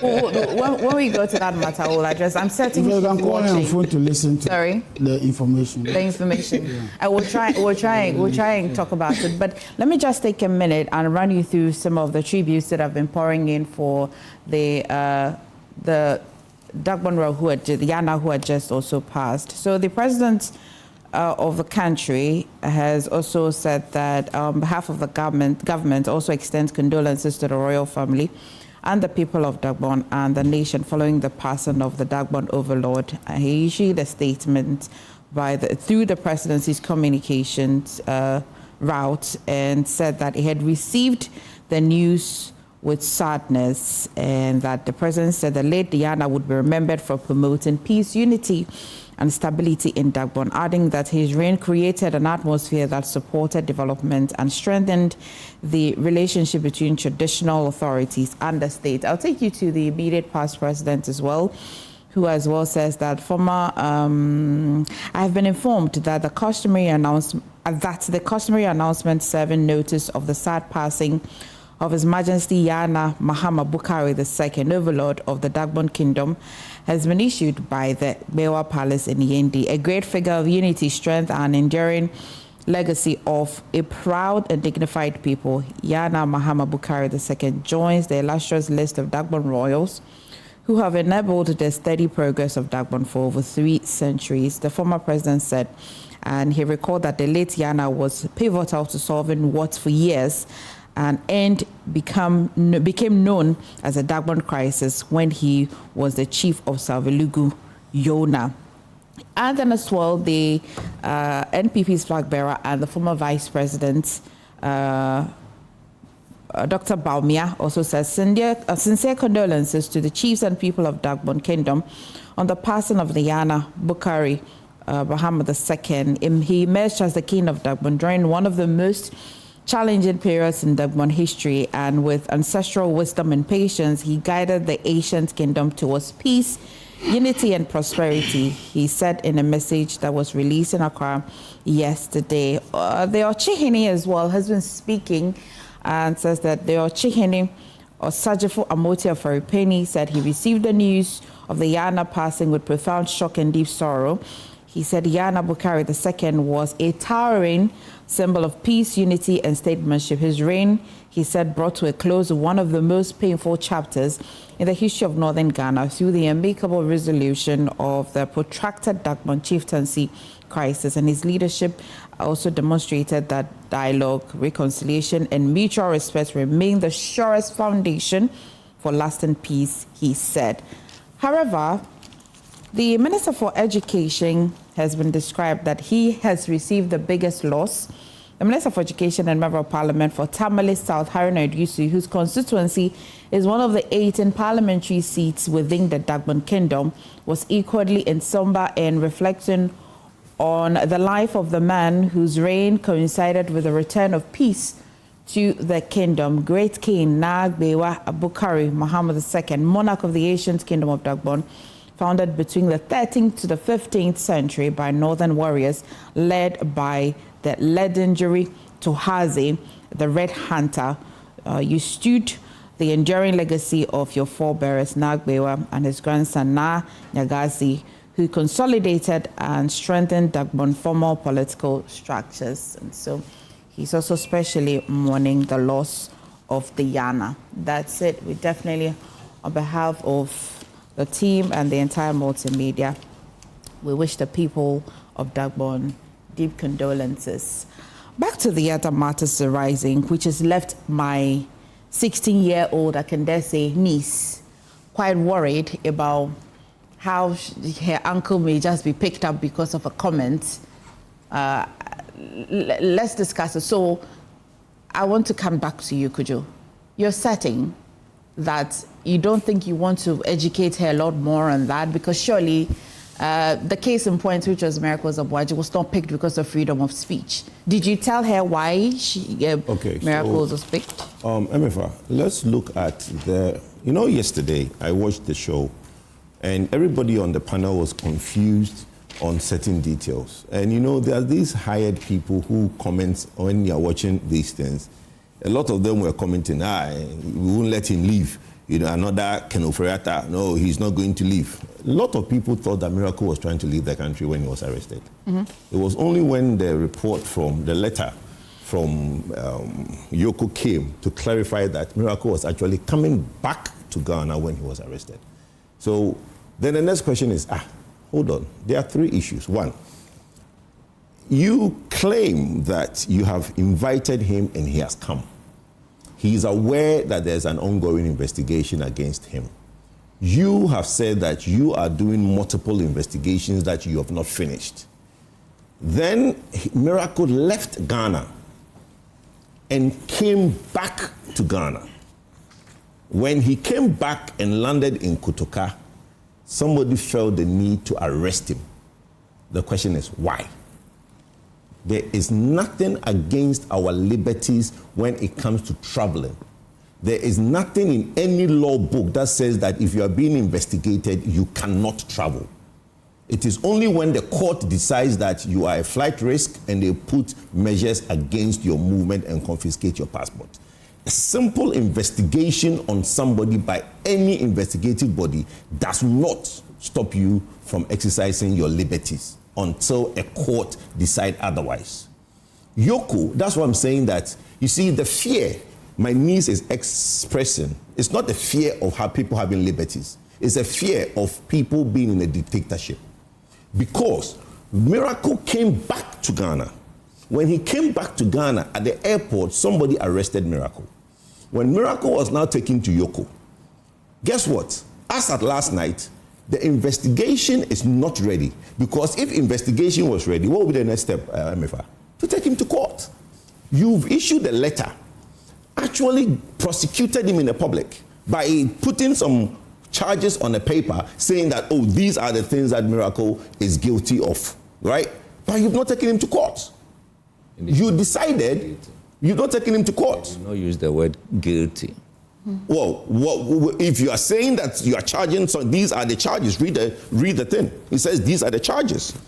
If these are the charges... Because once you're arrested, you're... No, hold on. No. It doesn't... Well, you see, Emefa, I don't think you've been arrested before. When arrest doesn't necessarily mean that you'll be charged. You can be put on a police inquiry bail. Whilst police... What would you be put on bail for? For what pending offense? Further investigation. For what offense? Well, anything. Look, if I go to the police station now... You must be charged with an offense. No. In Ghana, the minute you enter a police station, you leave with a bail. Do you know that? For what? For no reason. If I report you to the police now, I go to airport police station and report that Emefa has done this, and the police invite you, you would be bailed out. With the minute police is undertaking an investigation... What would they be investigating? The report, what has been reported. I have gone to make a case against you, so it has to be investigated. So you are called in for questioning, right? When you are called in for questioning, to leave, you have to be bailed. Most of the times, you are bailed on your own recognizance. Okay, so you're basically, sometimes, if it's serious, they'll ask someone to come and bail you. If not, they can let you go on your own recognizance because they know where to find you, right? So the point I'm making is that if Miracle is he's not on bail. when he went to EOCO the several times, he was not on bail. He went to EOCO. EOCO let him go pending further investigation. Yesterday, EOCO brought out a letter detailing certain charges and an allegation that he has embezzled a certain amount of money. We were thinking that with that information, the next step is what? Take him to court. He wasn't taken to court. As we speak, he is not being taken to court. Somebody, an individual, one person, have decided to impose 50 million Ghana cedis, 3 sureties, 2 to be justified. On somebody. Yes, an individual. EOCO is not a person. It was individed. No, how? Hold on. EOCO, the dictate of EOCO is by one person. EOCO is not done by a committee. The dictate is by one person. So the bail condition was set by one individual. It was not set by a committee. So let's not make it look like there's a committee that sat at EOCO and decided. It was one individual that decided that, okay, if you guys want the person to leave, he will leave under these conditions. 50 million Ghana cedis, 3 sureties, 2 to be justified. But for what it means, when you ask the question, let me land. It's very important that we educate and let the people know that. In education, I have a right to inquire further and probe. Okay, you agree? I have to. Okay. I have to. For bail conditions, it's not, as I have come to understand it, or in my reading to learnings, bail condition is not just from anywhere. Isn't it? It starts from a basic. Isn't it on the basis of what you have in charge? No. Though it has an element of discretion. It shouldn't be. Why not? Because our law. Okay, so hold on. If it's an alleged, you've not done. You see, that is why I'm saying that we are on a slippery slope of liberties being taken away. If I allege that you've done something, it doesn't mean I have done it. True. Right? Yeah. So if there's an allegation and you want to bail somebody, and that person is not difficult to find because Miracle is always on TV and radio, why do you need to put 50 million Ghana cedis, 2 sureties to be justified on Miracle? Why? Is this opening up a conversation of bail conditions generally, or is Miracle's conditions that's a problem? Please, listen. Okay. The issue, you remember there's a famous saying by Martin Kwebu on TV3. Said, if MPP come into power, we will be asked to do you know why? Because look, do you know the Kumasi, I can't remember the exact statement, that's why I didn't really repeat it. I think he said that all of them will be jailed. Okay. Now, when you know the Kumasi, the National Service Secretariat gentleman, you know he was there for more than 6 weeks. They gave him about, I think, 500 million Ghana cedis. Did he have a lawyer?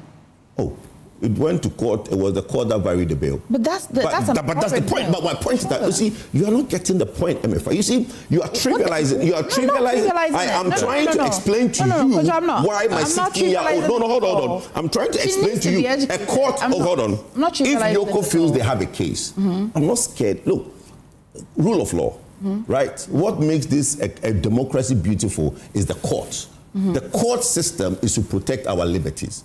If somebody now tramp on my liberties, my recourse is court. Yes. When somebody is trampling on Miracles Aboagye's liberty, now he has to go to court when that person shouldn't have anyway. Why are we trampling on his liberties? Why? Because he traveled? He was in this country, nobody had a problem with him. He was going around the country, nobody had a problem. There is an alleged, let's make it very important. If today, if I was the NDC and their appointees and their ministers, we will all march to the Jubilee House and tell President Mahama that they are worried. Because now, all that it takes is that when you leave a position, the person who takes over has to just put a query on certain things you've done, send it to EOCO, and you cannot travel, and you'll be given 50 million Ghana cedis bail. Okay. That is the precedent that's being set. But Emefa, you see, you asked a specific question that I should explain. What am I explaining? Because under normal circumstances, under a democracy, we know how it works. We live in this country for 52 years, right? Look, the excesses of a dictator or dictatorship regime, there are certain good things that are done within that period. But guess what everybody remembers? The civil rights abuse. That is what everybody remembers. We'll open this conversation up. Give me a minute. Let me go to Doc. Doc, help my confusion slightly. I've just read the statement again, okay? And for those who have not seen the statement, it says that arrest of Dennis Aboagye, aka Miracles, and Gerald Appiah in respect of 55 million Ghana cedi investigation into the Inter-Ministerial Coordinating Committee on Decentralization. The EOCO wishes to inform the general public that it has arrested Mr. Dennis Edward Aboagye, former Executive Secretary to the Inter-Ministerial Coordinating Committee on Decentralization, in connection with ongoing investigation into alleged financial and procurement-related irregularities at the Secretariat. The arrest follows extensive investigations commenced by EOCO after receiving a petition from the current Executive Secretary requesting further investigation into a forensic audit conducted into the affairs of the Secretariat covering a period of August 1, 2022 to 2nd February 2025. The investigation, which commenced last year following an initial forensic audit of the IMC-COD, and the subsequent petition concerned the suspected misappropriation, misapplication, diversion, theft of public funds amounting to 55 million. Now, the former Executive Secretary, Miracles, the former accountant, Mr. Gerald Appiah, and others are under investigation for suspected offenses, including 1, conspiracy to steal and stealing, 2, using public office for profit, causing financial loss to the state, dissipation of public funds, defrauding by false pretense, money laundering, and 7 other suspected offenses. EOCO notes that Gerald Appiah has voluntarily begun refunding of funds connected to the crimes under investigation. Now, these recoveries do not by themselves conclude the investigation process, neither does it absolve any suspect of any crime. Following significant new findings last week relating to suspected fraud and theft involving Mr. Dennis Aboagye, who is already aware of the investigation and has already visited the office on it, EOCO initiated an operational plan to effect his arrest this week. As part of processes, Mr. Aboagye was placed on a stop order a week ago, preventing any sudden travel that could impede the investigation this week. Unknown to the office, he had already departed the country. Upon his arrival at the Kojo International Airport on Saturday night, officers of the Ghana Immigration Service executed the stop order and handed Mr. Aboagye over to EOCO on Sunday morning. He subsequently accompanied investigators on a search on Sunday, which expected to continue today. That was at the time they issued the statement. EOCO further confirms that Aboagye will be granted bail in accordance with the constitution of the laws of Ghana. Likewise, Mr. Gerald Appiah is expected to complete his bail conditions today and will be released while investigations continue, and the part of it is the conclusion. Doc, in all of this, there are 2 people. I hear specific demands for 1 person. I don't know who the family of the other person is. The statement suggests that he started paying a certain amount of money. The statement also acknowledges that it does not absolve them of any crime. For a stop order, I know that a stop order is not only when you're going out. It also means when you're coming in. It's both in and out. What's interesting is that the statement said that they didn't even know that he had traveled, which means that they had just issued the stop order, which means that anytime you intend to travel, because you're already visiting the office, answering questions and helping with investigation. So at the time that he returned was when the stop order was well triggered, and then he had been arrested for such party.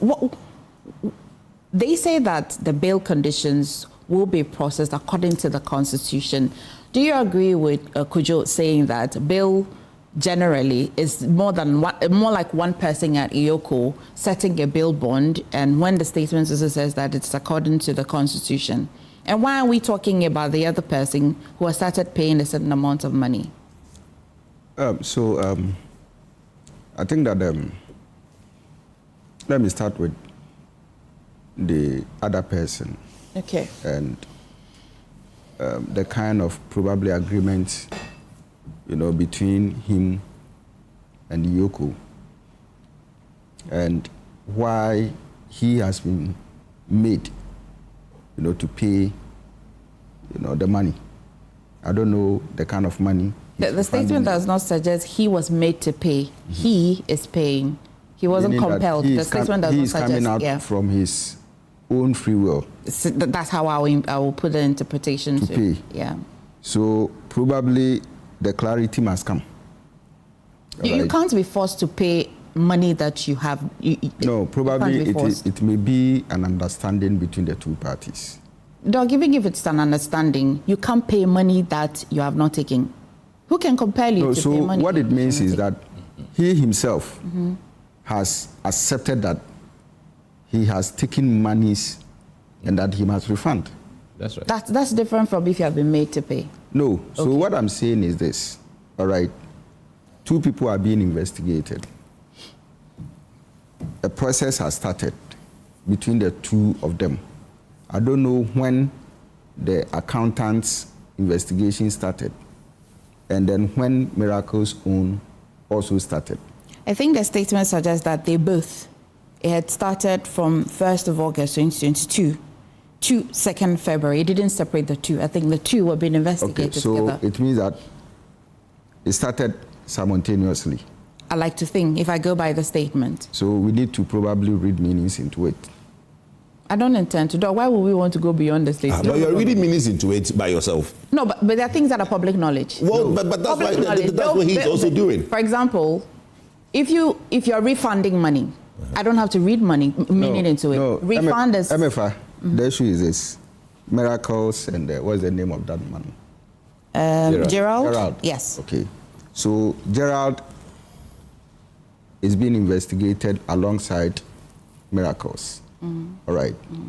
Gerald probably might have accepted that, okay, the case that I am being investigated on, I am guilty. So I don't probably need to wait. All right. This is money I took illegally.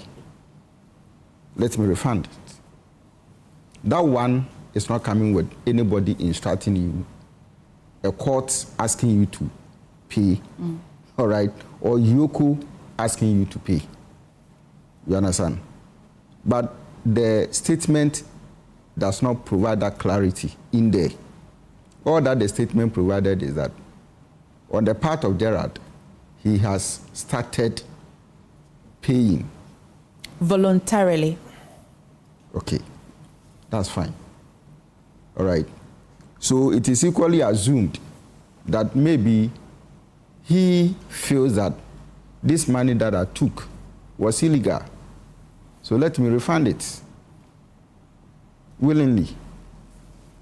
All right. Okay. Then on the part of Miracles, that voluntary action has not come. All right. Maybe the conversations is still ongoing. And I want to probably know that, is it the case that Miracles has not accepted, or he feels that I didn't take any money? Okay, of which case then investigations must go on until probably a charge is preferred against him, a court order comes, or he's found guilty, and then the next line of action is taken. I want to assume again that, you see, when people are charged with corruption, we are living in a country where nobody should hold brief for anybody charged with corruption until probably the final case is settled. Then we will know as to whether the person was guilty or not. So if you want to go in defense of that person, then you know how to defend the person. My only issue has to do with the bond, the bail bond, not just about Miracles, but the previous arrest. Okay. For me, I feel that some of these amounts are in excess and seems to be of a punishment, a political kind of punishment more than any other thing. And I feel that You see, if in the case of Miracles, he is under investigation. He had traveled and is coming back. He knows he is under investigation. He traveled, he came back. Arrested, probably because, like the statement is saying, that he was not allowed to travel outside the country. Emefa, am I right? Okay. So it is assumed again that he flouted, the conditions of which he is being investigated. I think that the letter stated that he is not allowed to travel outside the country. No, the letter doesn't say that. The letter does not say that. The letter says that he's visited EOCO office a few times. Yeah. Moving forward, the EOCO had decided that they were going to stop any form of travel which will impede their investigation, whatever investigation, which form and shape that investigation was going to take, we don't know. That clause had not come. At the time that he was visiting, going and coming. And at the time that he traveled, that order has still not come. They had issued it by the time he was already out of the country, per the statement. Okay. So that also begs a question. All right. Because if you had issued a letter in his absence, when he's not even aware that he has no permission to travel, it also begs that question. I don't know whether you will know until you have been told. Well, that's what I'm saying. Yeah. So he didn't know. Yes. As at the time he was traveling. All right. Only for him to come. You understand? Okay. So you have been picked. That's okay. Again, you have been placed in custody for about how many hours? 48 hours. 48 hours. And this is the third day. And counting. And still counting. And you know what it means is that 50 million Ghana cedis. All right. In dollar terms, it's not easy. And how do you even get people to come with that asset, to stand as sureties for you? Which asset is worth 50 million Ghana cedis? You never know. No, we know. We are in a panel. Which asset? It's how many sureties? Two to be justified. So 200 million Ghana cedis. So individual 50 million. No. Yes. No, that is 3 sureties, 2 to be justified. That'll be three individuals, 2 to be justified. Yes. So each surety should have 50 million Ghana cedis. That is what it is. The 2 together should be 50 million. No. I listened to Atachian yes at night. But brother, I listened to Atachian. He's saying that 2 sureties to be justified. So each person should bring. It's not true. But what's the norm? We'll go to the norm. The value is 50 million. Of the bill. So how do you get the value? Usually it's a value of the bill. So let's say the value is 50 million. Yes. 2 to be justified, right? So 25 million Ghana cedis each. Which property is worth 25 million Ghana cedis? You don't have a property worth 25. Which property? What house is worth 25 million? You don't do that. What house in Ghana is worth 25 million? Energy expert, you don't have. $2.5 million. Energy expert, you don't have. Let's stop this. The money is plenty. I'm deep. Thank you. Director will offer us one.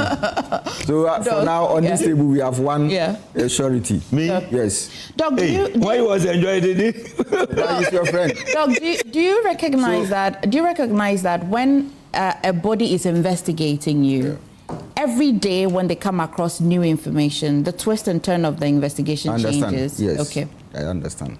Okay. All right. So my issue that I'm a bit confused about is you are setting a condition which the person is not aware, the person wasn't around, No, for the condition when you are arrested, and your charges are read to you. No, it's not about that one. I mean the limitation not to travel. The condition not to travel. Okay. It's not new. Oh no, I know it is not new. Every criminal case. Mostly you would only know when you're about to travel. Yes. Mostly. Because it's a stop order. So Emefa, he traveled before that condition was set. Everything was fine. The investigation body didn't have anything to want to prevent him. Exactly. So the issue that they didn't know he was traveling I feel that wasn't necessary in the first place. For me, like I said, the bail bond, all right? And so that's what I'm trying to look at. Okay. And for me, I think that we should rather look for means of tying people, to investigations, rather than coming up with such huge amounts. Because then it feels like you are trying to punish people, and bring in some level of hardship to these individuals, rather than getting into the rare substance of the issue, right? I feel that this human freedom is important. And I think that other people have said that Miracle is not a threat. He is not somebody who, as it were, can run away. We understand. We probably, or EOCO may be doing some of these things because some people had traveled and didn't come back, even under the permission of courts, all right? But then, I feel that if these things should continue, then it means that Ghana as a country, EOCO as an institution, is not learning, all right? So we need to, as it were, ensure that, look, freedom is important, human rights is important, and we need to respect, the human rights laws. Beyond that, I feel that individuals' dignities, should be respected as well. Okay. And so, now, what's your take on political parties marching to investigating bodies demanding release and all of that? Interestingly, when I was hearing the chants release, I never heard about a Gerald Dabia. Yeah, so you see, this is the issue. Yeah? It is, or it has become a norm. Okay. Okay, looking at the history of some of these things, it has become a norm. Okay. All right, so, but for me and where I stand, your major concern is the bail bonds. I am actually not for issues when people would demonstrate and get to, in fact, at the time of the NDC, when NDC was in opposition, and they were using some of these tools, I was highly against it. And I am not going to change my position on that. All right? Okay. Yes. So, like I said, the bond consideration the fight against corruption on this issue. The fight against corruption. Do you take into consideration? Yes. I mean, obviously, I stated this. I stated it. That's what I started with. Yeah. And you are saying this? Saying what? How do we fight corruption? On what? That we cannot fight corruption without arrest, without... A lawyer has corrected us. It's each 50 million each. It's not. 50 million a lawyer of the... It's not. The surety. Yes, a lawyer just corrected us. That's fine then. Well, a lawyer, are you a lawyer? A lawyer who's watching just corrected us. That's your own lawyer who went there. My brother, lawyer on national television. You said something. I am saying somebody who's watching has please, to say I will not take any misinformation here. The two sureties each should have... Is it in his case? It's not true. Is it in his case? He's saying or that generally? when there are two sureties to be justified, each has to come with properties worth the value. It's misinformation. Yes. I will not take we are on national television. I'll look it up. Emefa, I am saying that Atacha yesterday said that my brother, the two to be justify all of them put together to be... Public information. We have just been corrected on national television. So Atacha was wrong. I'm not saying that, but we've just been corrected. Then if Atacha was wrong, then I take it. I'll look it up. Thank you. So, Emefa, let me just wonder. I don't subscribe to corruption. All right, I don't. In any shade or form. All right. So that's why earlier on, I made that point clear. Director, I made it clear. All right. My issue is that the sum or the amount of money, which are placed on the heads of people, as bail bonds, is where I think that as a nation, EOCO as an institution must revise and probably look out for certain strict measures, procedures, structures, put them in place to ensure that people who are under investigations will not run away and become a problem, to us. All right, that is where I am coming from. And that is where I end my submission. Okay. Emefa, before you go to the next, do you remember last week what happened? Which one? You remember the Hanan issue? And Yeah. we said that we'll come back this week. Which one? Which part?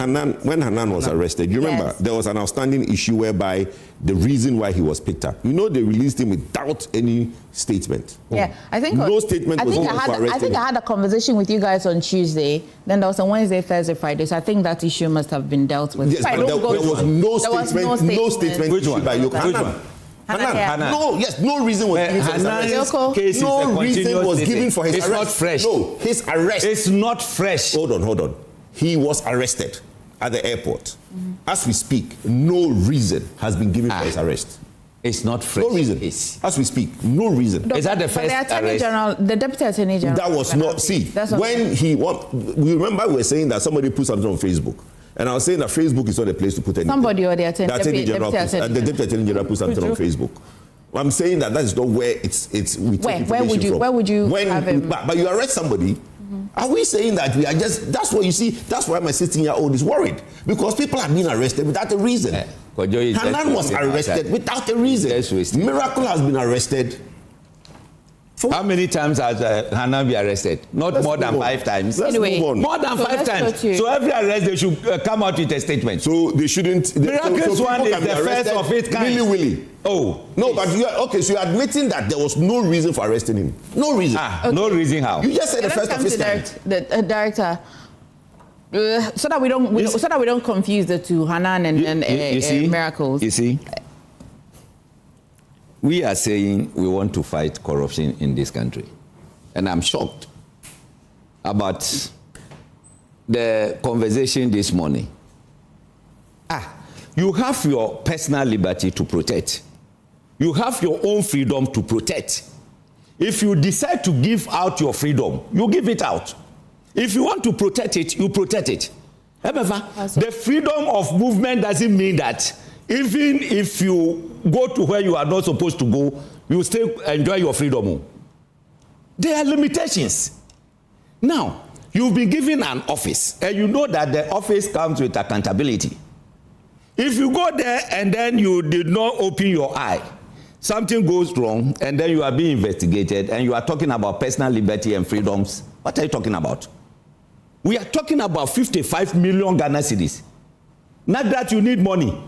No, I'm not on Nagrat. UTAC. UTAC, you need money. And you know what 55 million can do for UTAC? Atu is not paying. He's not paying because the money has flown somewhere. Are you getting it? So, this issue, you see, people are worried because of misinformation. Yesterday in the morning, everywhere, because Miracle declared to contest, because he declared to contest, that's why we arrested him, and all those kind of things, all ended up as being misinformation. You have been executive secretary to an organization, IMCC, Interministerial Coordinating Committee or so. Are you getting it? And then you were entrusted with public funds to work with. Now, what happened? After the whole show, this same Miracle on this platform where we are sitting here, I heard him, Ora is bogus, Ora is dead, nothing is happening.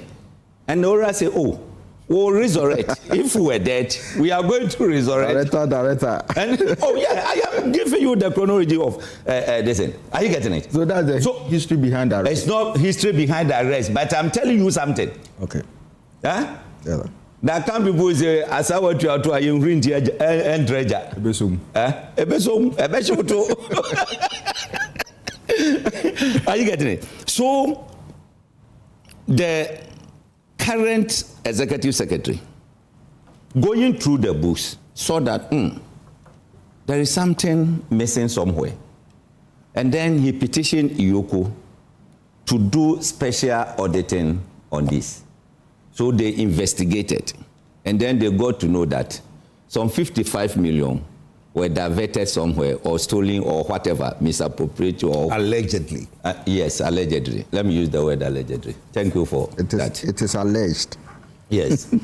A statement is out, so I am referring to the statement. So the alleged, the word alleged is already inside. It's still alleged. When you go to court, you are alleging. You are yes. Yes, so it's alleged. Yes, it's alleged.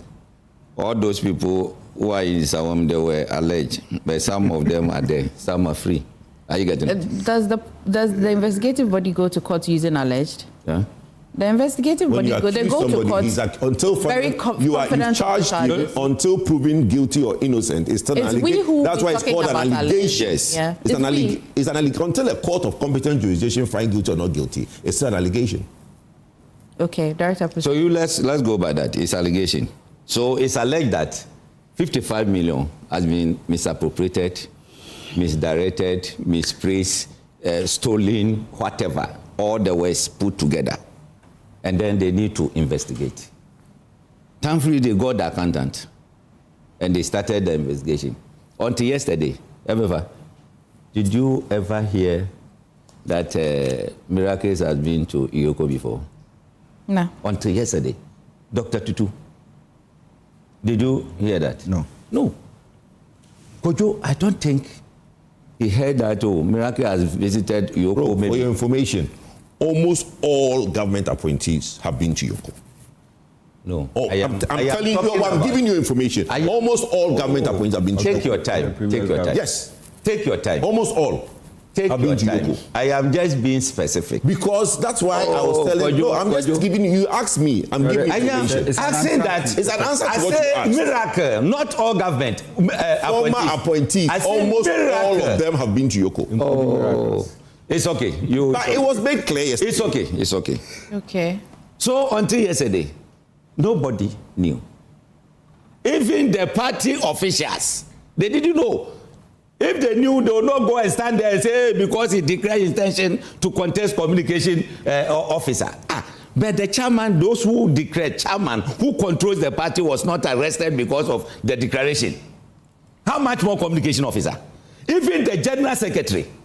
The general secretary. I think Kojo says he knew Miracle had been going to. No. He didn't know. He didn't know. He didn't know. Your submission is okay. Don't worry about it. He didn't know. So your general secretary, was the CEO at YA. Has he been arrested? You didn't know Miracles. Justin Kojo, has he been arrested? Maybe you can be invited to EOCO. Doesn't mean that you'll be detained or you'll go through the process. That I'm saying that nobody has even invited him. Okay. Who chastised this government more than Anabi? National service scandal that they are doing, has Anabi been invited? Huh? So who is Miracles Aboagye to declare intention so that EOCO will go after him? Look, in this country, it has happened before, severally.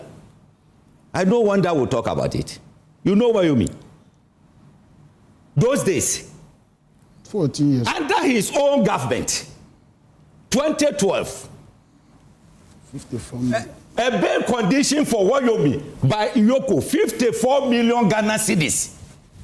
54 million. That wasn't right. You say? That wasn't right. That wasn't right. Did you talk about it? I was a young man. That time I wasn't on the media. 2012. Do you know the money for Wyoming was 54 million euro? Do you know that? So if the bill was 54 million Ghana cedis, it wasn't like what Emefa was asking. That is it. No, I'm just pointing to something in perspective. Emefa asked that, isn't it normally the alleged amount that is given on bail? But you see, Emefa, what I'm saying is that you are saying that Wyoming was given 54 million. 54 million Ghana cedis. The amount is involved high, was higher. But the amount involved was much higher. That's all the point I'm making. I'm not saying it's right. I'm just putting in perspective that what Wyoming was being investigated for was 54 million euro, not cedis. Okay. And Aboagye is being investigated for 55 million cedis. I say 50 million. They've even reduced 5 million from it. 50 million. And you are complaining. 2012, 54 million. Nobody from MPP said, it's too high. Under his own, Wyoming's own government, NDC government. Maybe you took that particular case in point for us to know that maybe bail conditions should be looked at again. So Emefa, that is no. The thing is that Emefa, you see, once we want to fight against corruption, let us stop this dilly-dallying. Oh, no. We should not. Please. Let me make my point. Let me make my point, Doc. Germany, when they decided to fight against corruption, it took them just 9 years. Just 9 years. And Germany, corruption, not even up to 1%. So we should not be pampering alleged corrupt officials. We should not. So, yes. That's why I started by saying that you have your own freedom. If you want to protect your own freedom, you can protect it. If you want to give your freedom away, you can give it away. Yeah, that is it. Are you getting it? In 2024, when I was hard on MPP, do you know what happened? I was there one day, I had a call from National Security, a friend, I will not disclose the name. Oopsie. From presidency, they said we should go through everything of you and say if they can get something culpable to prosecute you. I said, I have my file there. My records are there. Check. If you have anything, give it out. You see, I had the opportunity to undertake certain operations that could have given me money. I declined. The small corner that I was working. Where is that? How is that? At the airport, when I was in charge of VIP. Hey, how is that small? It's small. You see, I said one day, when I opened my mouth to speak, the MPP people, leaders, those who were coming to me, let's do this, let's do that, and I declined. Just to protect the image of the party and the president then. They get up and then talk rubbish. The day I will open up, I say I will not lie about anybody. If it's Dr. Tutu, I will mention the name and he cannot deny. Are you getting it? So it is your personal decision to say that after my work, I need to land myself in EOCO or jail. Do you think what is going on, the appointees of NDC today, they are not watching? Are you telling me they are not watching? So tomorrow, if you misconduct yourself, and then you are also giving 100 million Ghana cedi as a bail condition, that one, why should I come and then be crying for you? Government of a public office goes with accountability. Dennis Miracle is not above the law. But one thing we should also understand is that once a bail is given, and then you are also preparing to settle the bail condition, that 48 hours and other things doesn't come in because you have been given bail. So now you cannot say you have been there 72 hours or whatever hours. I don't think so. A bail has been given to you, so it's up to you to fulfill your bail conditions and live there and go. So, Emefa, if you look at the issues that they've enumerated, conspiracy to steal and stealing, using public office for profit, causing financial loss to the state. Look, Emefa, ask how many years Dr. Tutu have been teaching. I taught for 20 years before I left a classroom in 2009 to do full-time politics. GS. 1991, I was a young head teacher somewhere.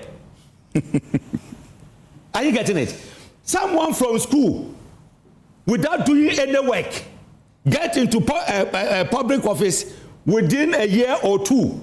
That person, a year portal, and then you say we should come and then be romancing them.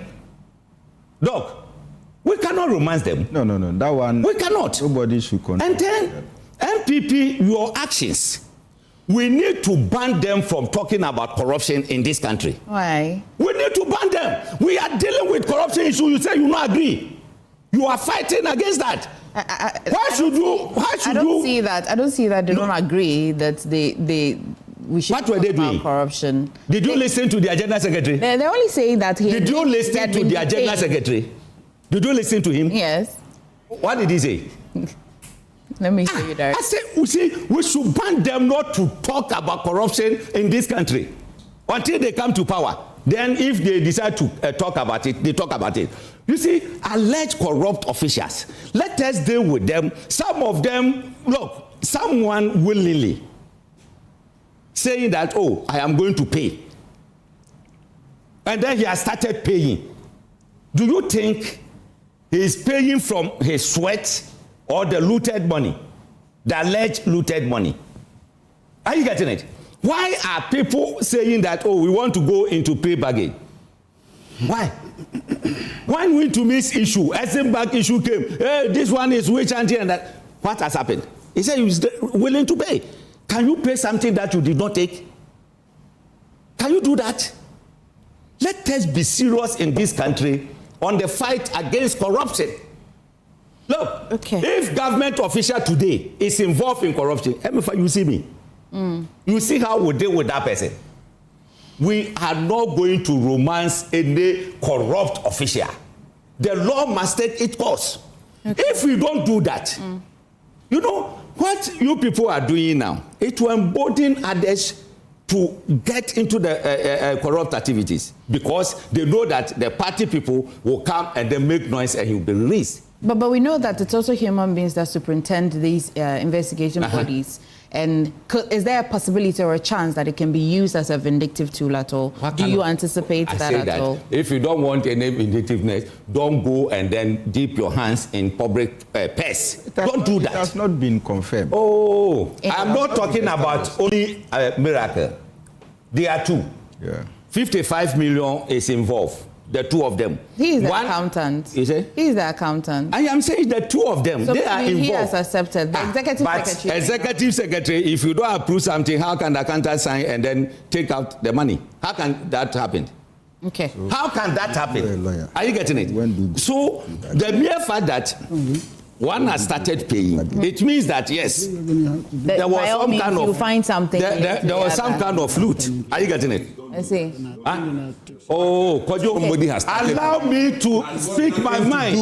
You can speak your mind, but don't connect and say that the fact that somebody has started paying means that somebody has done something wrong. You don't control what I want to say. You don't control what I want to say. When you get the opportunity, you say your daughter says this and that. I don't see it that way. I see it that you were misinforming your daughter. That's why he came out with that. Because the misinformation was that he declared. I saw one university student who came there, a TESCOM member. He was there.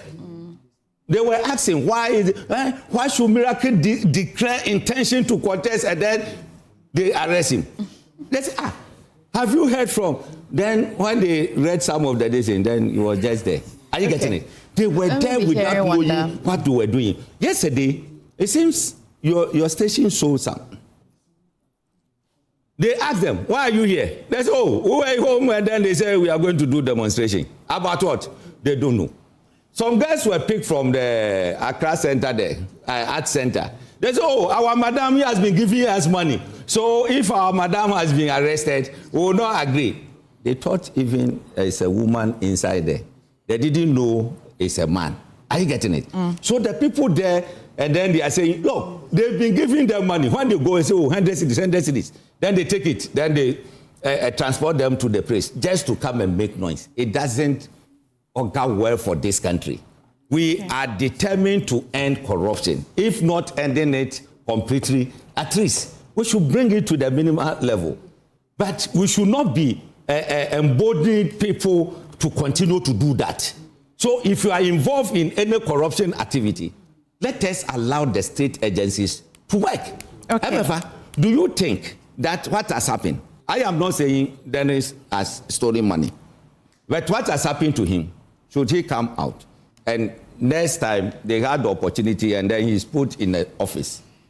Don't you think he will open the eyes well and check that whatever is going out? You superintend for your accountant not to do such an act, for you now to be... Are you getting it? I see. Let's take it that maybe he's innocent and he's only the accountant. Let's assume that way. I'm not saying that is the fact. But when I say something on this platform, yes, usually they don't just sue the company. The people who allowed me to sit here to do that. That's what leaders take the fall for, right? That's right. So I like to see the logic in what director is advancing. That's right. But let me hear Wanda. Wanda. What you said was vicarious liability, where the action of a lower body, depending on whose you take the ultimate responsibility for the national action of somebody who works under you or under your instruction. But let's leave that aside. Emefa, I want to talk about only two issues. One has to do with a young lady who has been misinformed so badly. Kojo Puku's niece, who has been so badly misinformed. I wish I had a phone number to call her to listen to the show. Because you see, we're training the next generation of leaders. And this is somebody at the age of 16 should be in SHS 1 or 2 by now. And therefore, it's our responsibility to educate them rightly and not to take the position that anybody could be arrested. The point must be made clear that Aboagye wasn't arrested on TV. He wasn't arrested for talking. Now the statement of EOCO is out. EOCO has never said anywhere that Miracles is an ardent critic of government, and therefore that's a charge for picking him up. No. Now he goes ahead to tell us that almost every appointee, former appointee, has been invited to EOCO. If that was the case, how did they not know that Miracles Aboagye, who was also a former appointee, has been attending to EOCO for all this while, since the last year? So sometimes let's not be inflammatory or emotional with some of these arguments. Miracles is my personal friend. When this happened yesterday, I tried to reach out. His phones were off. I mean, I would sympathize with him any day.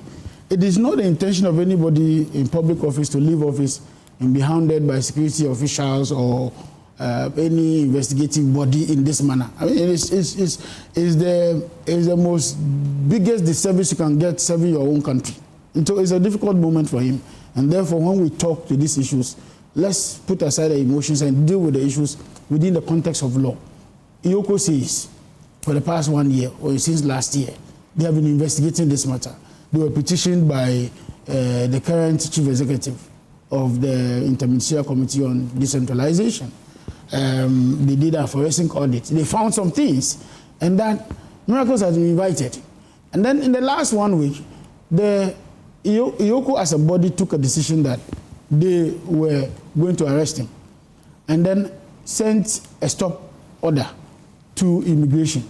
Immigration discovered that the guy had already left the country. So upon his arrival, and that I'm going to say something here, I hope it doesn't become breaking news. Upon his arrival, they picked him on Saturday. At 12. So yeah. Say it well. So they took him picked him on Saturday, per the statement, and handed him over. The immigration officials handed him over on Sunday. Then on Sunday, somebody told us that Miracles Aboagye declared his interest to contest the communication position on the same Sunday, posted on X. So the question I want to ask is that, was that statement of going to contest the position released at the time he was under arrest, or it was prior to the arrest? That beats my mind, and I'm beginning to wonder whether this did not coincide with the arrest. Because if you see all the publications, all came on Sunday morning. In fact, the one on City of Joy FM was published 9:52 a.m. That on Sunday morning, Miracles Aboagye had declared his interest to contest. So the question is, if he was speaking on Saturday on arrival, and Sunday he was handed over to EOCO, when did he declare the interest? While in custody or before in custody? We need to be careful. And we're beginning to look at a picture that is worrying. I wish that this was not the case. But why are we playing this as though it's just a political witch hunt and all that? Miracles is not the only office where he was sitting. Yeah, Miracles is not the only. I see. Unless somebody tells us, oh, he declared the interest earlier and it was posted earlier. But it was posted on Sunday. So if it was, what is happening? Is there any agenda to make it look like it's a political witch hunt and all that? Miracles has been attending to the EOCO for some time now. They said they found new evidence. And therefore, in the last 1 week, they took a decision to arrest him. And that they had sent a statement to immigration. And you know, within our laws, it's only the immigration service and the court that has the absolute authority to put somebody on the stop list. Yep. The EOCO can do it, but in conjunction with the court, order or, wait, whatever you want to call it. So they did that, and then they handed him over to EOCO. See, all I want, that EOCO gives him dignity. He has access to his counsel. We can debate about the bail condition or the bail terms. Is 3 sureties, 2 to be justified, 50 million bail. What I do know is that normally not one person is required to produce the 50 million. I'm still seeking clarity on that matter. Yes, a combined effect is usually acceptable. I mean, the court registry will decide what to do. But the truth is the truth is that in practice, sometimes they will require that one person fits it, because if the suspect absconds, any of you is liable, and each of you are signing individually, and so your liability will have to be such that it covers the consequence of his absconding. So in practice, can be done, but in real sense, two sureties to be justified is a combined effect. And the moment your lawyer proceeds to court to want to seek a bail variation, yes, that administrative inquiry bail lapses. Yes, exactly. So they still have another window, which is to go to court and to say that, well, this bail condition is too harsh, and they're asking the court, the human rights court, to intervene. That is not it's still a possibility. All I want is that Ghana is ruled within the context of law and order. I don't mind if I am the one who is picked. I don't mind if it's the former president who is being picked or a sitting president who is being picked. At the end of the day, let the law and the institutions work. Let it not be because of political vindictiveness. That's all we're saying. So in all of this EOCO's arrest and all that, we are only hoping that it is not vindictiveness. We are only hoping that they are playing within the rules of law. We are only hoping that the human rights is being respected and all that. And I'm happy that in their own statement they said that they would do it in accordance with law. It can be measured. Can that be measured? Yeah, we should be able to measure. The investigative body is going according to law. Oh yeah, you can go to court and actually seek clarification on what they are doing. I mean, you can challenge their decisions if it's above their powers. So it's not a problem. We are too alarmed. Look, we have lived in this country, and I'm not going to do equalization, but I'm saying that if we continue this way, maybe by now our system would have been said that people respect our laws. We have been in this country where former President Rawlings was invited. Did he not go? With a wife, did he not go? I'm not saying it's right. If it was wrong then, it must be wrong today. But if indeed he committed a crime and he was investigated by a body, what is wrong? Around the whole world, we have seen sitting President Donald Trump has gone to court a few times when a sitting president. What is all this business about somebody being arrested and because of vindictiveness? I pray it is not, because I want our institutions to work. And if our institutions are going to work, we need to respect structures, we need to respect the law, and we need to respect human dignity and human rights. The other thing is that we have lived in this country where former President John Dramani Mahama, current president, wasn't being investigated by OSP. What happened? Did the country go overboard? What happened? Many people have gone there. I know for a fact that somebody like Matthew Pokumprempe, which he said himself, that he's been attending to some of these investigative bodies. I also know that people like, I won't mention names again, but this one is public knowledge, have all attended to that. And they made no noise about it. Almost all of them. Well, I don't know about that, but those who mentioned this, we know. Do you understand? Nobody's been incarcerated. Nobody has been treated unfairly, and they haven't come out to tell us that they've been treated any unfair throughout their engagements with the investigative bodies. So where are we? What's this? How long are we going to continue along these lines? Okay. Then now you hear people say, the place is being run by Raymond Acha alone. Now how low did we go? That Raymond Acha is the only one who can issue an instruction and it's final. They have done the administrative structure. This is a structure you have worked with before. We have also lived in this country where people wrote on social media about former First Lady and they were picked up. They were picked up. We condemned it. If it was bad then, it's bad today. So my view is that let the laws work, let Miracles be given fair hearing, fair dignity, and then if the bail conditions have to be reviewed and it sits well with the EOCO body, and they can do it, let them do it. Okay. But at the end of the day, let Ghana be the winner. Check at let me say something. 804. That's EOCO. EOCO's Act. Yeah. Their functions, main functions. The functions of the office are to investigate and on the authority of Attorney General prosecute serious offences that involve 1, financial or economic loss to the Republic or any state entity or institution in which the state has financial interest. That is money laundering. Number 2, money laundering, woman trafficking, prohibited cyber activity, tax fraud, and other serious issues. When you go to the next one, B, recover the proceeds of the crime. So, as for their mandate, it's not in question. We're just interrogating the process. So that's why I am saying that. I'll allow Wanda because he hasn't had a lot of time. Yeah. Wanda, what do you want to add? I thought you finished. He was almost done. Okay. Somebody sent me a message. Yes. My very good friend, he's called Alfred from Upper East Bongo. He says, bro, good morning. I'm watching you. You are doing a wonderful submission. The question is, Hanan was arrested. MPP did not mass up to demonstrate. Oketechie was arrested. MPP did not mass up. So why Miracles and Wontumi is the MPP picking and choosing among themselves? No. But that's their whole matter. Stop. Let's stop this unnecessary politics. I wrote your 16-year daughter knew how to lie to the whole country. Let me make an interesting point. When my brother was speaking, viewers were confused. Do you know why? Confused about what? Because, you see, they were not confused about your 16-year-old daughter. Brother, he elaborated the process, right? Where people are going to EOCO, people are being invited, and nobody has a problem with it. You see, the invitation to EOCO is not a problem. Miracles Aboagye was being invited to EOCO. Nobody went there en masse, right? Why was he? You see, the question nobody is answering is that why was he arrested at the airport? Did he read the statement at all? No, but the statement doesn't say why he was arrested. Hold on. Serious? Emefa. You are the one misinforming your daughter. Let me point this out. You are the one misinforming your daughter. Let me tell you something. You see, that's what I'm saying, that I don't think if people here have, you see, when you're on a police inquiry bail, when you've been going to EOCO, you call them, they give you time to come.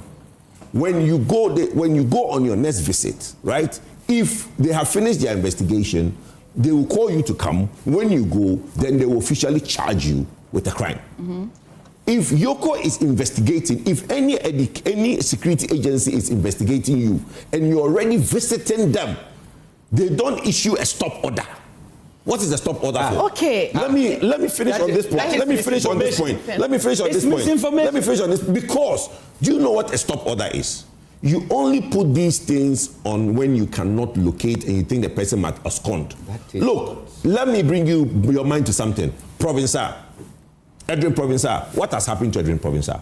Nothing. As we speak now, there isn't a single case of court or anything on Edwin Provincial. What happened to Edwin Provincial? When he was traveling, he was arrested. Why? You see, we are not putting our minds to this thing. Please, it is a charade. You are misinforming the whole family. You see, Hobson talks about fighting corruption. You know how you fight corruption? To go to a court of competent jurisdiction and prosecute. Is it not the process? Is it not the process? How is that a process? How can you guys go to that? Where's the docket for you arrested somebody at the airport?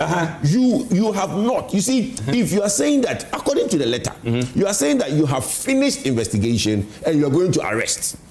You've arrested. Why have you not taken him to court? So won't you listen to them? Why have you not taken him to court? Won't you question the person? Question him for what? Please. You are saying that he's not coming. Please, Hobson, stop this. Emefa, every criminal case. Let's move on. The viewers know better. Look, you can call police, you can call the Attorney General's office, call Godfred Odame.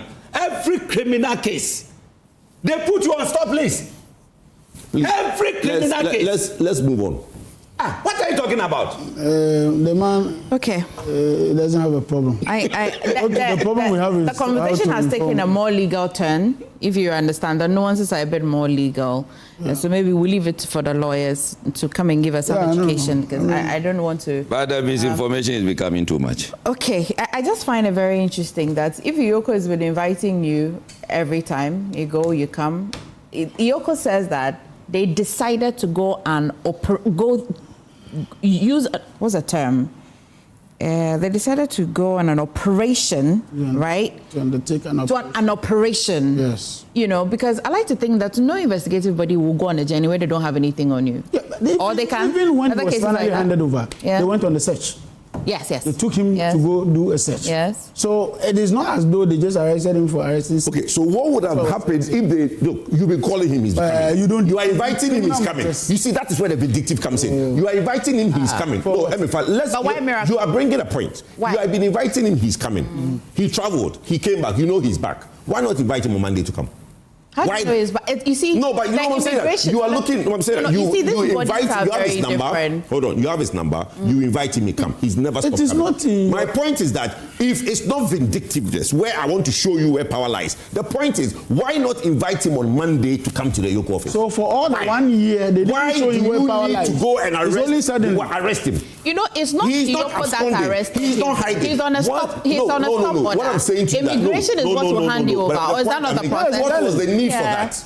You are inviting him. He's coming. Hold on. What I'm saying to you is that you see where we are saying that the vindictiveness and the dictatorship is coming in is that why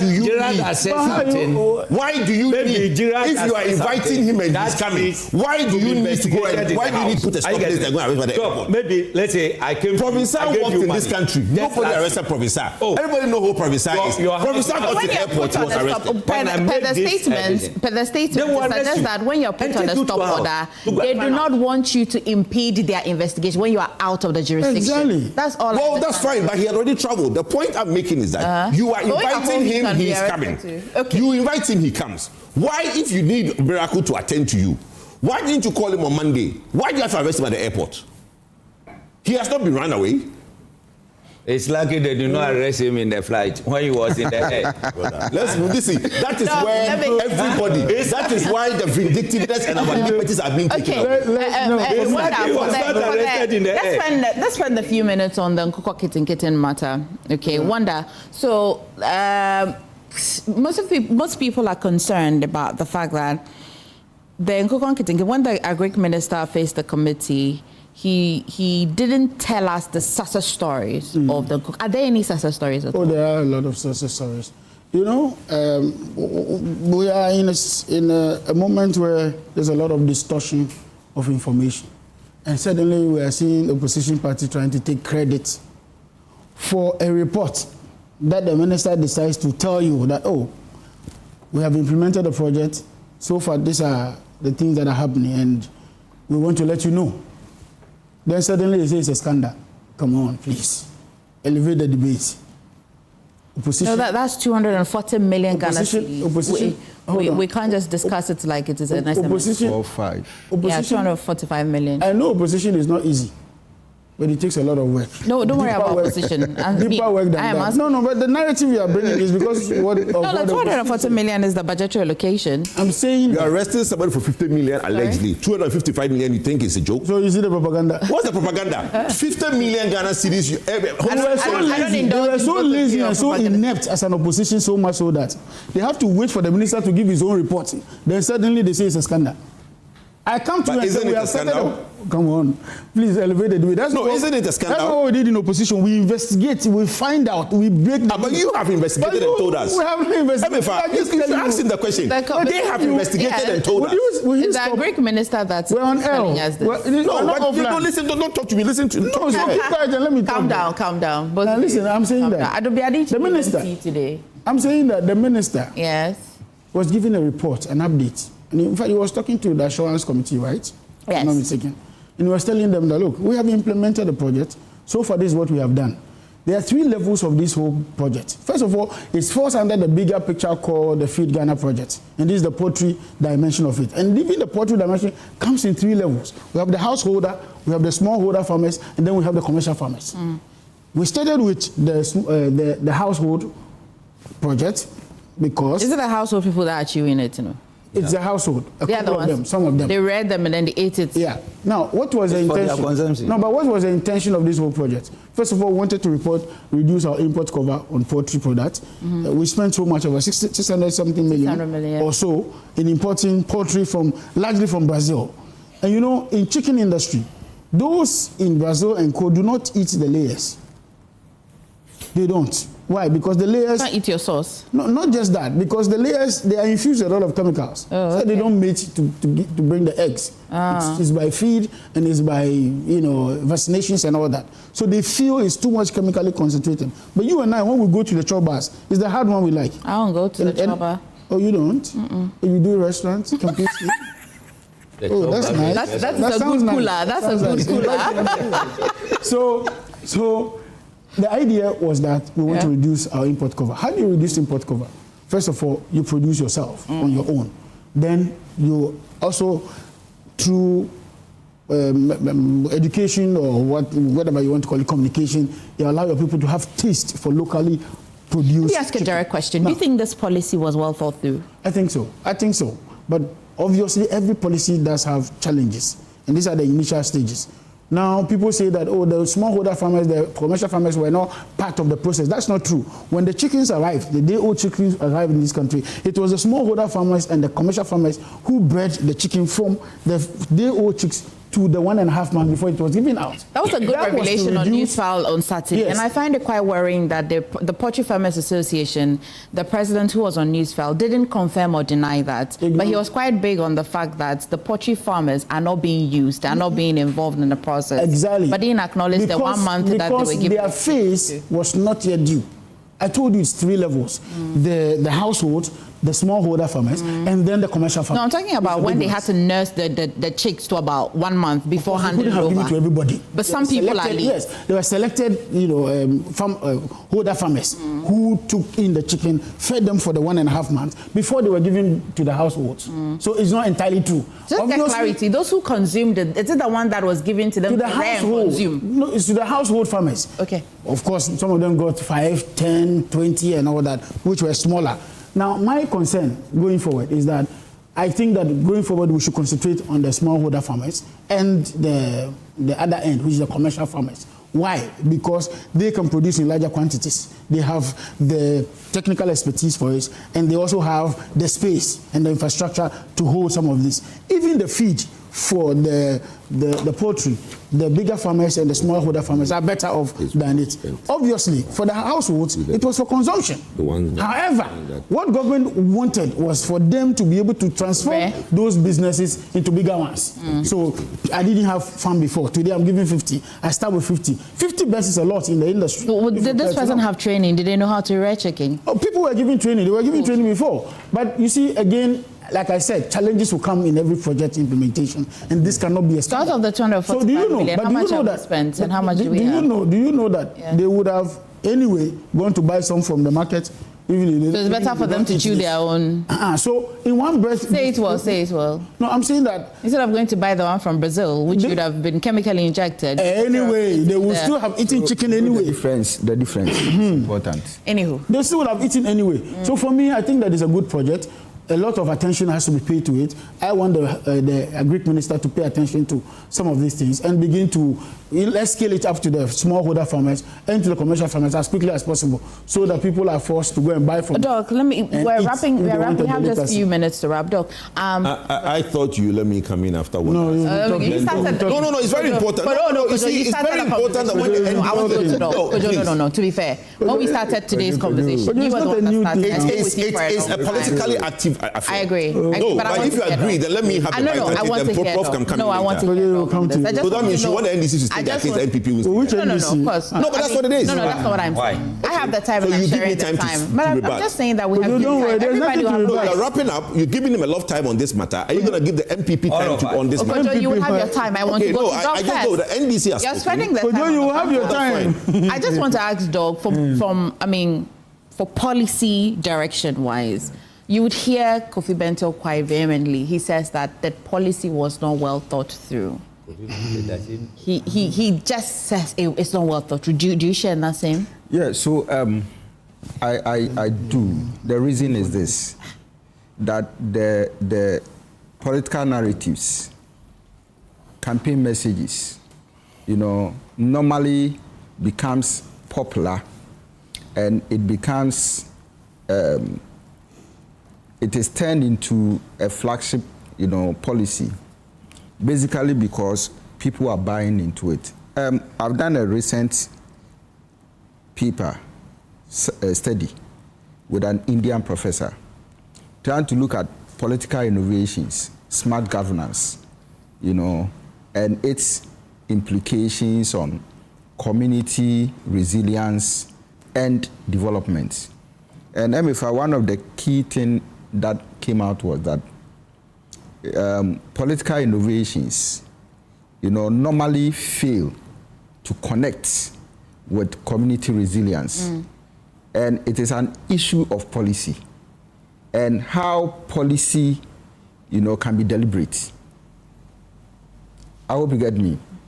Yes. When policy is deliberate, what it means is that it is well thought out and it is giving all the attention, the structures set, and implementation becomes effective, right?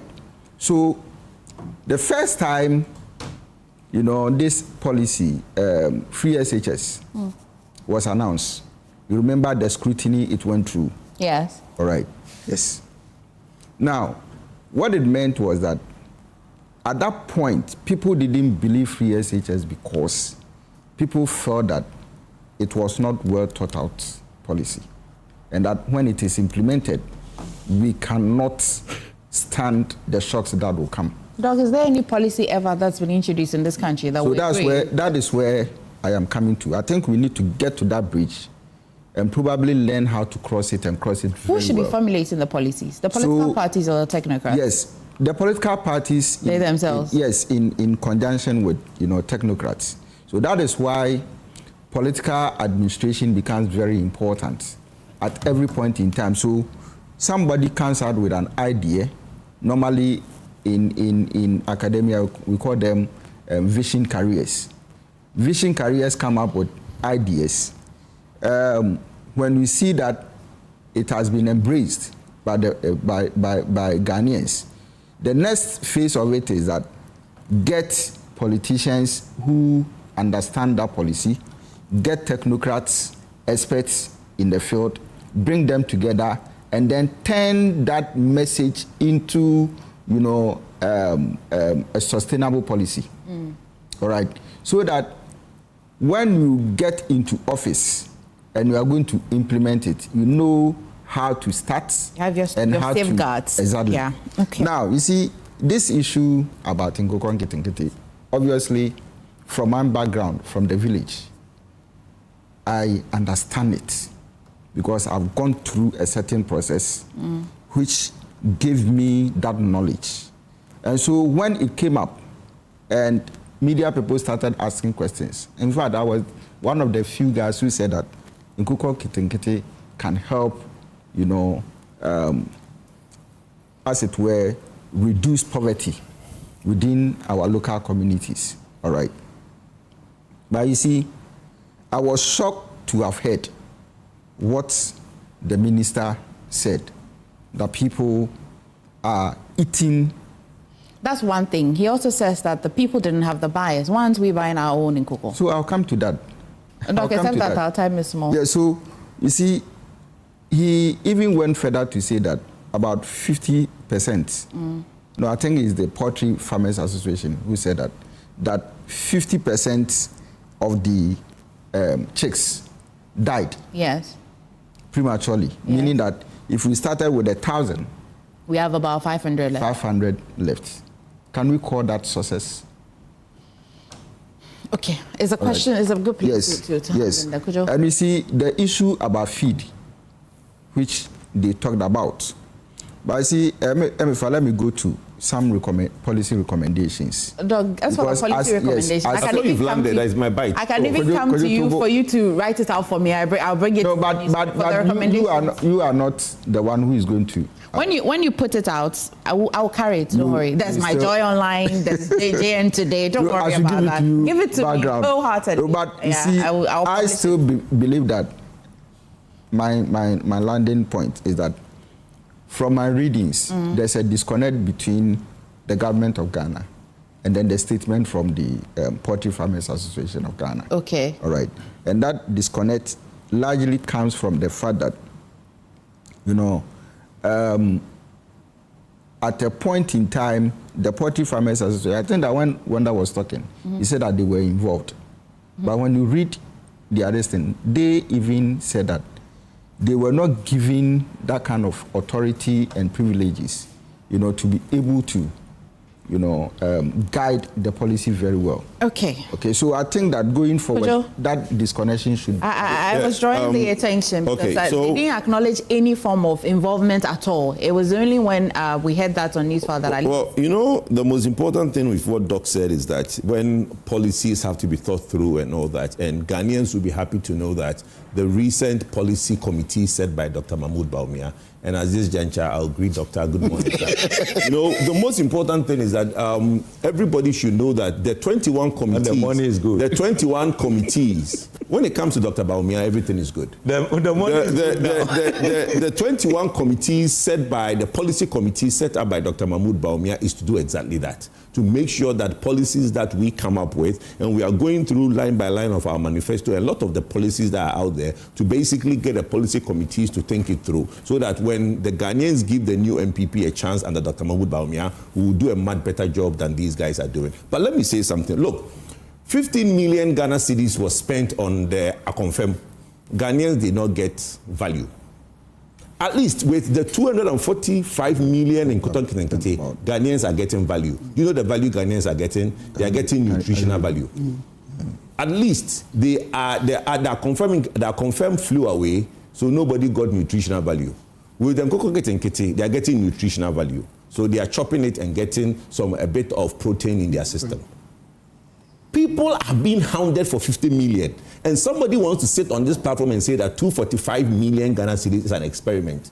That is why Akufo-Addo doesn't want to give Agri Ministry any money. Because they've realized that the monies being given to the ministries are being wasted. In fact, let me give you an example. There was a topic to be discussed. Now, the Ministry of Finance is having problem disbursing money to all the sectors, especially the ones they give to the Greek and he has a debt restructure to do. Well, that's fine, but the problem they have is that when you are telling us that a mistake is 245 million. What a mistake. It's a big mistake. Because let me tell you what, before Nkoko-Kitenkete was established, let me say, before Nkoko-Kitenkete was established, right? One of the key things the president said was that the feed is an issue. You ask every poultry farmer, the feed is an issue. Don't you think that when the NDC and John Mahama came into power, they will have solved the feed problem before Nkoko-Kitenkete? Did they? No. They launched Nkoko-Kitenkete, then 2 months, 3 months after, went and launched the feed issue. Anyway. Mismatch. Director, let me give the few. If anybody sit here and say Nkoko-Kitenkete project is a failure, then the person, I don't know where he's coming from. It's not. The mere fact that people are chopping, doesn't make it a failure. Why are you chopping? Production, we beg you. Production, we beg you. Do you know something? Look, this thing was done based on 3 categories. One, Wanda said it. The first one, for the household. That's Wanda said it, then let's go to other issues. No. Promotion of backyard poultry. Yes. That was the first one. Then the number 2, feed the vulnerables. We are begging you, feed the vulnerables. Are you getting it? And the target was the widows and the widowers and then the PWDs. Now, the household one, they give them broilers. That one is for you. Whether you sell it and then reinvest, it's for you. They've given it to you. Whatever you do with you, if you decide just to better your life, like we are doing for this. So after they've chopped it, wait, it's time, Kojo. If they don't even chop, after they will use money, do like this. People are chopping the Kojo, do like this. Please mute his microphone. I don't listen. Just are you getting it? So that is it. How much did we spend on Cathedral? Cathedral almost 100 million. Almost. Are you getting it? So they give them. Now, every house.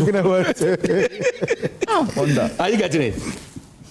They are targeting 200 files for every household.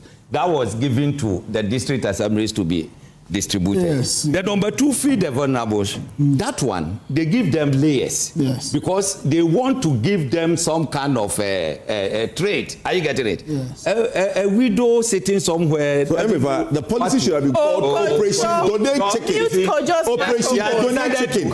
It should have been called Operation Donate Chicken. Next week I'll start. No. Let me finish. It should have been called Operation Donate Chicken. The big hole. It should have been called Operation Donate Chicken. They give them what they call electric brothers. Should have been called Operation Donate Chicken. And every widow or vulnerable person that will be selected will be given 120 layers. Because I'm vulnerable, why was I not selected? Oh, then you should apply. The point might be made that it's better than the... The next one is a commercial chicken to households. They will be given 80,000. That's what it is. That's what you said. 80,000 per farmer. Yes. If you apply 80,000 for the commercial farmers. Okay. Emefa, check the price of eggs today, a crate of egg today in market, and then check that of last year somewhere November. And is that because of the cooking? Are you getting it? Is it because of the cooking kitty? Oh yes. How? It's better. I am telling you. Kitty have not laid I've cooked it. Laying eggs. Did they lay eggs? The cocoa kitty. Oh, they've started. Oh, They've started. You see, close the show. No, we will not allow this. We will not allow this. You will not allow this. Kitty have laid eggs. Wonder, what did you want to say? Kitty have laid eggs. All I'm saying that this program... Okay. All I'm saying that That's you are confusing us. You are confusing us. What is it? Kitty have laid eggs. Okay. That's to hope saying Well, it's okay. Director, I'll speak to... okay, just a second, Director. Please let me have Director. The commercial farmers are not happy because they thought government should have given everything to them to do. Whatever government would give to them, they will pay back. For the commercial farmers, they will pay back. And you could see that they were selling eggs somewhere 80 cedis, at a point 100 cedis and the rest. And today, you get eggs 40 cedis, 30 cedis. And you say in Kukon Kitinkiti project is a failure. So we go get laid eggs. I'll give you video. Okay. And go you just play it for people to see. Okay, I will. They've laid eggs. Doc, you want to greet somebody. Doc, please. Can you play one of the videos? No, not today. I want to send a special regard to my uncle of Acacia and my cousin Emmanuel Osei in Kumasi. Okay. And I want to assure my niece that the NDC will not harass her. Please, English. This is unhealthy. There's a special request for me to adopt your niece and be mentoring her. But anyway, Dr. More than anybody else. English. Kojo, quickly, Samson says that the explanation from your lawyer is not accurate. Okay, what is it? So it's not that each of the two persons have to be surety of 50, but still. Is a combined 50? Yeah. Yes. Okay. That's all. No problem. We'll take that. Anyway, so the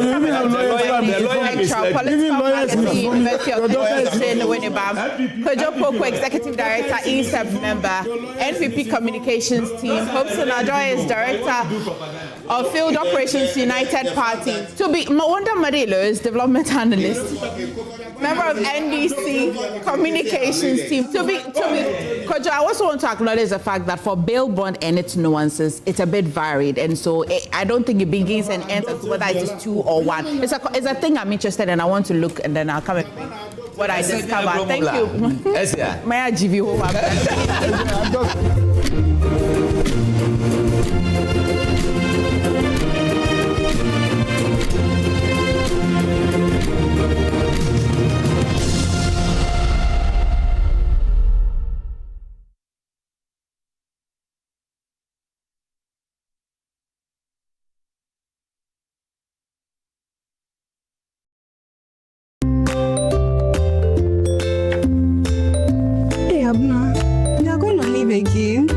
Very much needed one so I could get to relax. Wow. Every time you go on leave, you go on vacation. Yeah. Last 2 years it was Dubai. Even last month you went to Mexico. This time, where are you going to? Tell me. This time I'm going to Guangzhou, China. I see. How do you do it, Abuna? Because every time I try, I get scammed. I use Waka now. It can get you the cheapest flight deals. They assist you with your visas, your hotels. They have well-created packages for everyone, and then you can pay small. You can call them on 024-243-5515, or you can visit their website at wakanow.com.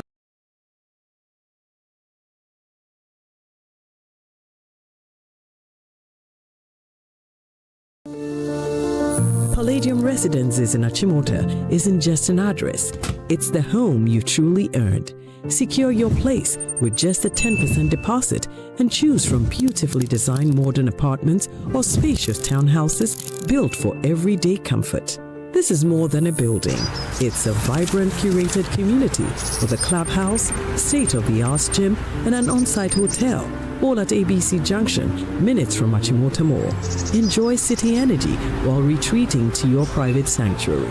Call now to reserve your unit and benefit from limited launch incentives, including priority unit selection, executive pricing, and flexible payment options available. Don't miss the chance to pick the best homes. Book your private site visit today. Call 050-9823-424. Palladium Residences. Live smart, invest better. Welcome to Sulas Enterprise, the shop that deals in industrial machinery such as generators, rice millers, water pumps, compressors, and mowers. From the smallest to the largest capacity, at Sulas Enterprise, we give you nothing but the best from the best brands such as Honda and Perkins. When it comes to our generators, we also sell mowers coming from brands like Honda, Briggs and Straton, and Oleuma. And when it comes to our water pumps, we offer you brands like Lily, Prudin, and Pedrolo water pumps. We also sell rice millers for all capacities. We are located at Spintex, Kakalika Plaza. Also, find our various locations as displayed on screen, or call us on the following number: 0243-839-463 or 0554-154-416 or 0240-541-493. Sulas Enterprise, where quality meets affordability. Palladium Residences in Achimota isn't just an address, it's the home you truly earned. Secure your place with just a 10% deposit and choose from beautifully designed modern apartments or spacious townhouses built for everyday comfort. This is more than a building. It's a vibrant, curated community with a clubhouse, state-of-the-art gym, and an on-site hotel, all at ABC Junction, minutes from Achimota Mall. Enjoy city energy while retreating to your private sanctuary. Call now to reserve your unit and benefit from limited launch incentives, including priority unit selection, executive pricing, and flexible payment options available. Don't miss the chance to pick the best homes. Book your private site visit today. Call 050-9823-424. Palladium Residences. Live smart, invest better.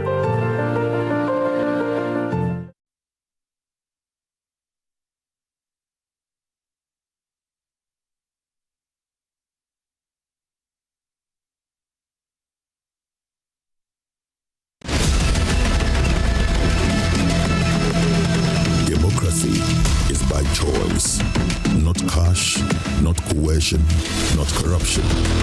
Vote buying silences the will of the people. Unchecked illicit political financing weakens the very sovereignty of a state. Democracy falters when everyone's choice is compromised. An unprecedented multimedia politician-citizen forum brought to you by Joy News Impact Makers Foundation. This community-level engagement will spotlight illicit political financing, explore its implications, and proffer solutions to safeguarding Ghana's democracy. Democracy is not for sale on Joy News, Adom TV, Joy FM, Adom FM, and across our social media platforms.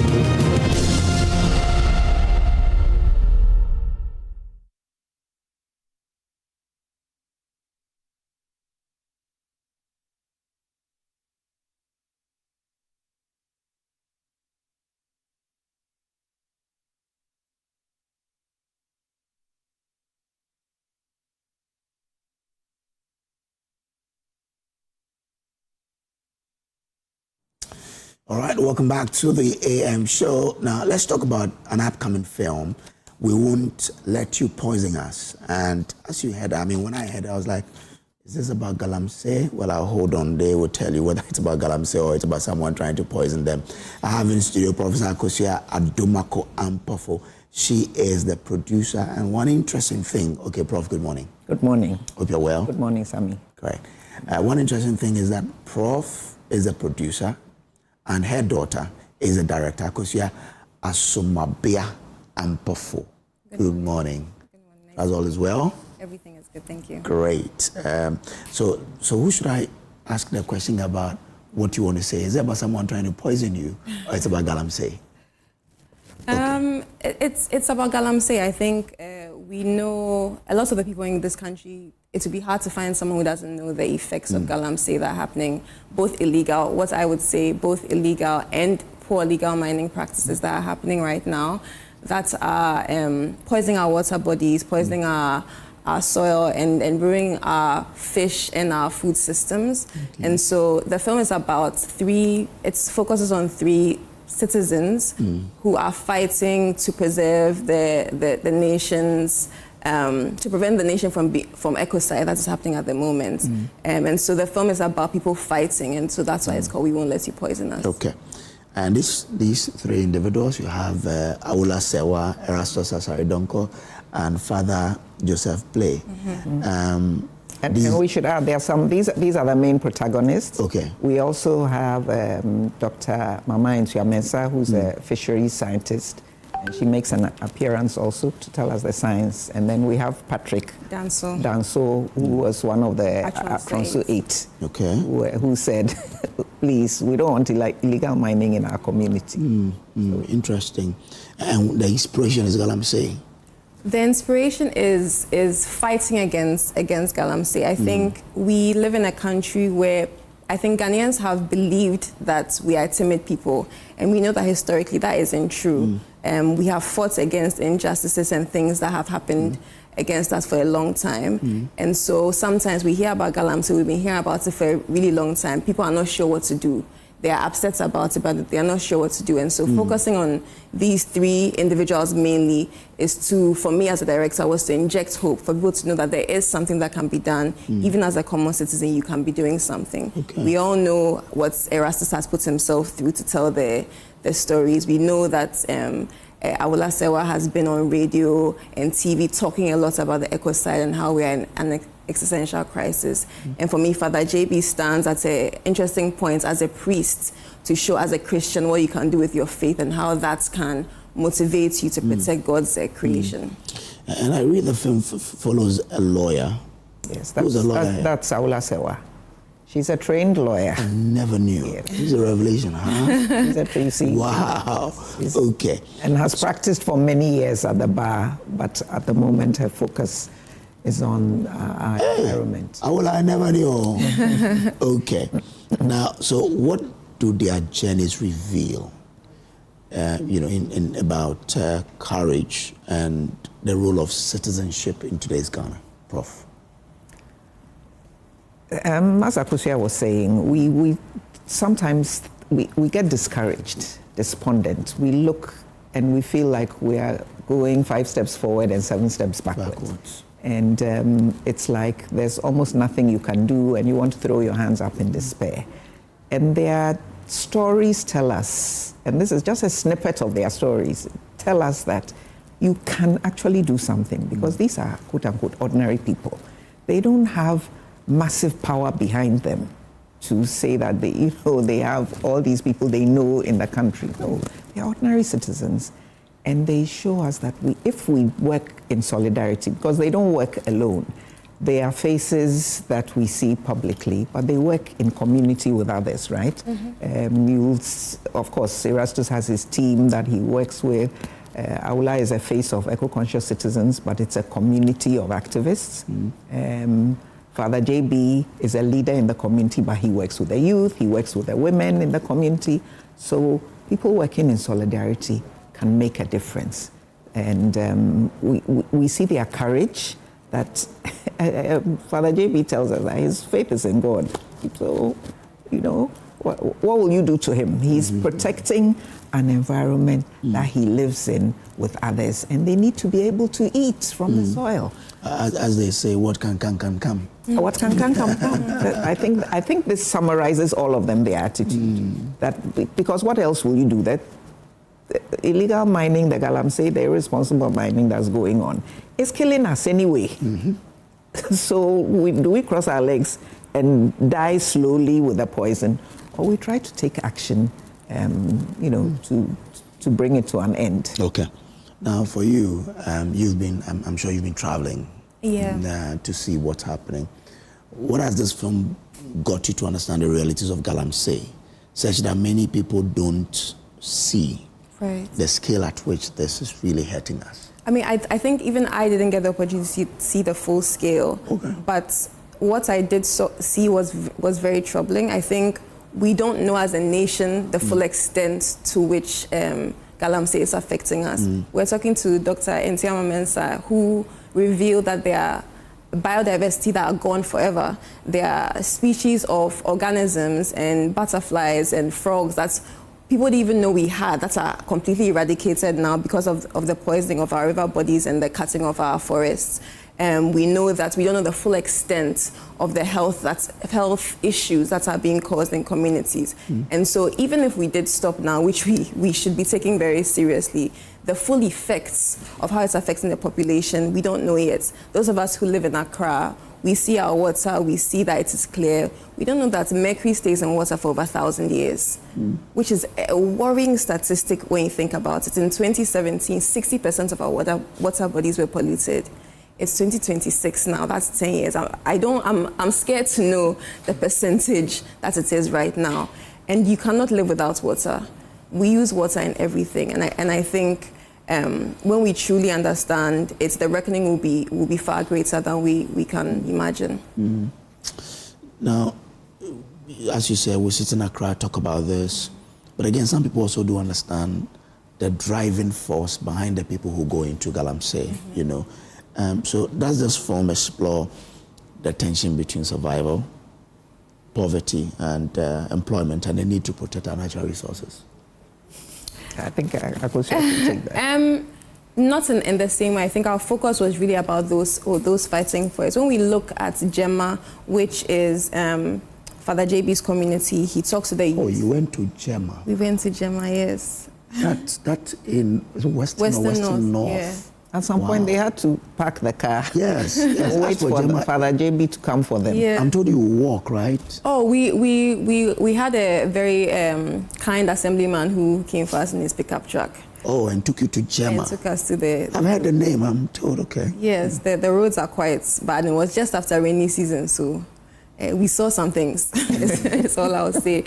But Gemma itself is working with the youth, the farmers, the women, to show that when you say no to Galamsey as a community, your community thrives. Gemma is the only town in that community that has clean, fresh water, because everywhere else has allowed their land to have illegal mining or mining come through. And so now the miners have left. The people don't have clean water. And so they are coming to Gemma now to buy their food, to drink their water. Because Gemma has become a safe haven in that area. And so what it reveals to us is that this idea that we sympathize and we understand that unemployment is a driving force, but we also know that there are other ways, there are alternatives. Unemployment can be used as a driving force to justify stealing. We don't take that as a response, and so there are more legitimate ways to make money if we work as a community.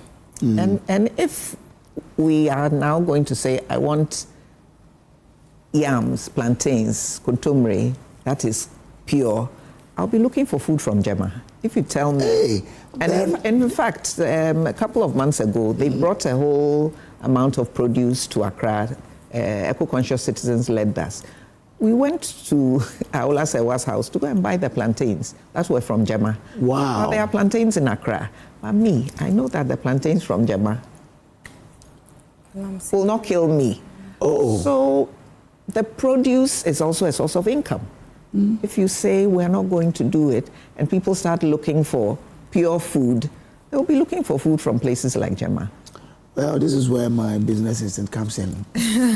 You will label it produce from Jama, and then you pay premium price. Galamsey free food. Exactly. Okay. Now, so for those who have been interested in this conversation, I want to know, I'm sure the movie is yet to be premiered, right? Where can we watch it? The movie will be premiered at the Accra Indie Film Fest on the 27th of July at the Alliance Française at 7 p.m. So it will be showing there. And we are still in what we call the festival run. So we'll be trying to do film festivals throughout for a couple of months. It just was shown in Denmark a couple of weeks ago. So we'll try and show it, and then hopefully show it in Kumasi sometime this month as well. So the goal is to keep on showing it as many places as possible. And if people go to the Accra Indie Fest website, they will be able to download a ticket for free. Okay, all right. So we have to, apart from downloading for free, are they selling it anywhere? No, the tickets are for free. They are for free? Yes. Okay, all right then. Why should, I don't want to mention anyone, but why should people be eager to watch the movie? And what do you expect to be their reactions after they've watched it? We are hoping that they will be encouraged that ordinary citizens can do something to engender hope. In fact, two of the co-producers, the Y Foundation and DocuBox, were part of their interest in supporting this film is that they wanted to hear stories of freedom, right? So this is really a freedom story. That's why we came up with this title, We Won't Let You Poison Us, because essentially that's what the activists in the film are saying. And we hope that people watching it will also feel like, we won't let you poison us. What can we do in our community together? How can we support the work Father JB is doing? How can we support Erastus? How can we support eco-conscious citizens? Because this kind of activism they are doing also requires money. Yeah. Sometimes people are wrongly arrested, like the Tronso 8. They need legal action. It costs money to pay lawyers, go to court, come back, go to court, come back. Erastus has lost equipment. There's many arrests and so on. This can be supported. And eco-conscious citizens, they don't deal just with galamsey. They are dealing with noise pollution. They are dealing with making wetlands survive. All of this requires money. So we hope, one, people will be encouraged, and two, they will see how they can support activists who do this kind of work. Okay. Before people watch, we won't let you poison us. What message do you want them to know before they watch, briefly? Before they watch, I would like people to go with an open mind. I would like people to feel, to go knowing that they can feel things, because I think the stories that they tell, particularly Erastus' story, it is recounting some violence, but it's an important story for us to hear. As Prof was saying, hope begets hope. And so when they are finishing watching, I hope that they feel a sense of hope and the righteous anger to do something about it. Okay, all right. Thank you very much. Thank you so much for having us. For this, Professor Akufo-Addo for his producer of We Won't Let You Poison Us, and Akosia, okay. Asamoah-Bia. So both Akosia. Akosia Asamoah-Bia. Asamoah-Bia Ampofo is the director. Thank you very much for joining. Thank you so much for having us. Ghana's digital economy is expanding rapidly, creating new opportunities for businesses, consumers, and financial inclusion. But sustaining that progress will require stronger security, greater collaboration, and renewed public confidence. On Wednesday, 22nd July, Joy News and Joy FM bring together leading voices from banking, fintech, cybersecurity, and economic policy for the maiden edition of the Digital Economy Forum under the theme, The Trust Crisis, Why Fraud is Holding Back Ghana's Digital Economy. The forum will explore how Ghana can stay ahead of digital fraud, protect consumers, and build a safer, more trusted digital economy. Join us at 8 p.m. live on Joy News, Joy FM, and across all social media platforms. The Digital Economy Forum is brought to you in partnership with Hubtel. Technology is driving Ghana's digital future. Trust will help it thrive. Well, once we're talking about technology and finance, the National Banking College has a forum coming up, and we've been sitting down with them to understand what is at stake, what you should know, why you should participate in it. Watch this. Okay, so welcome back to the AM show. Well, it's time for us to talk about money, right, or finance, how you can become financially independent. Now, several organizations have set out to help you become financially independent. And so the National Banking College is having the Financial Architecture Summit 2026. How you can understand how the finance system really works. And their focus is on innovating for stability, central banking, digital finance, and the new architecture of Ghana's financial future. Well, we have a lot to explore. Joining me for us to talk about this is Nana Kwabena Apiajima. He's coordinator for banking operations at the National Banking College. Also, Na Ajele Bano is coordinator for treasury management at the National Banking College. Ladies and gentlemen, good morning. Good morning. As all as well? By grace. Okay. So if we say the Financial Architecture Summit 2026, Nana, what is it? Okay, so I'll take that. You take that one. Yes, okay, all right. The Financial Architecture Summit 2026 is a flagship program by the National Banking College. We are doing this in partnership with the Sika Financial Group. And this became necessary because we see how the various sectors of the economy, we have people in the fintech space, cybersecurity, the financial services sector also. They organize different programs to tackle things in their fields, but the college thought it wise to have all these people under one roof where we'll discuss pertinent issues going on in the banking sector and beyond. So this summit was designed to bring in policymakers, we'll have government officials, we'll have people from the cybersecurity space, people from the financial services, people from telecommunications, yes, who will be present to delve into pertinent issues in that area. So business owners, business managers know what lies ahead of our times in terms of finance, so they can plan accordingly. It's coming at a good time where I've heard people say some people have been taking their money from their accounts. Exactly. Which prompted the BOG to issue a statement a while ago. Now, I see your theme is, I saw it here and I loved it, innovating for stability. Yes. What is that? Okay. The team recognizes that financial stability must go with innovation. There's financial ecosystem is being managed by innovation, and there's a lot of disruptions in the system where we have AI, we have cryptocurrency, we have mobile money operators all in the system, and the system is actually changing drastically. So we need stability to ensure that the system is stable, safe, and sound for the customers and the nation at large. So we actually bring together regulators, we bring together fintech organizations, as my colleague said, and then all the players in the industry, including customers, because their view is also very, very important for the services to be actually managed. And that is the essence of the theme. And why are central banking and digital finance central to this year's discussion, really? Okay, so we know the central bank is the regulator for the financial sector, but we know the role the telecommunications authority also plays, and we know the rise of the fintech companies in our days now.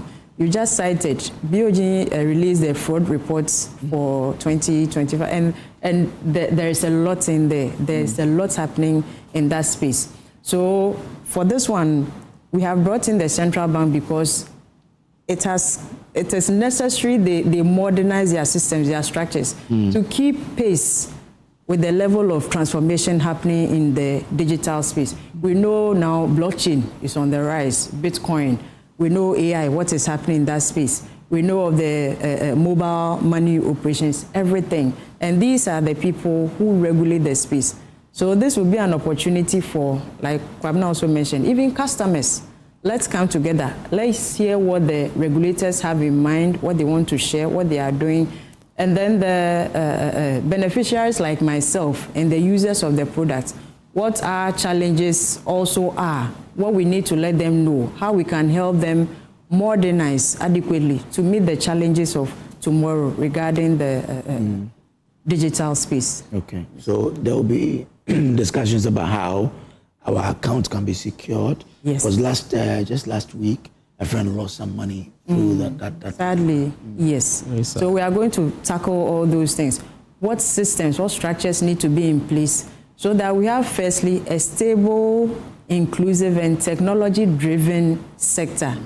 These things are happening so rapidly, we can't do without them. But the focus is to have a stable, inclusive, and technology-driven structure. And mind you, with the pace of change happening in our times, we shouldn't leave anyone behind. But while the regulators are working to ensure everybody is safe, the technology keeps evolving. And some way, somehow, they need to come to a middle ground so both can work together. Okay. All right. No. I mean, from what she's been explaining, is that what constitutes the financial architecture we are talking about, or there is something else to it?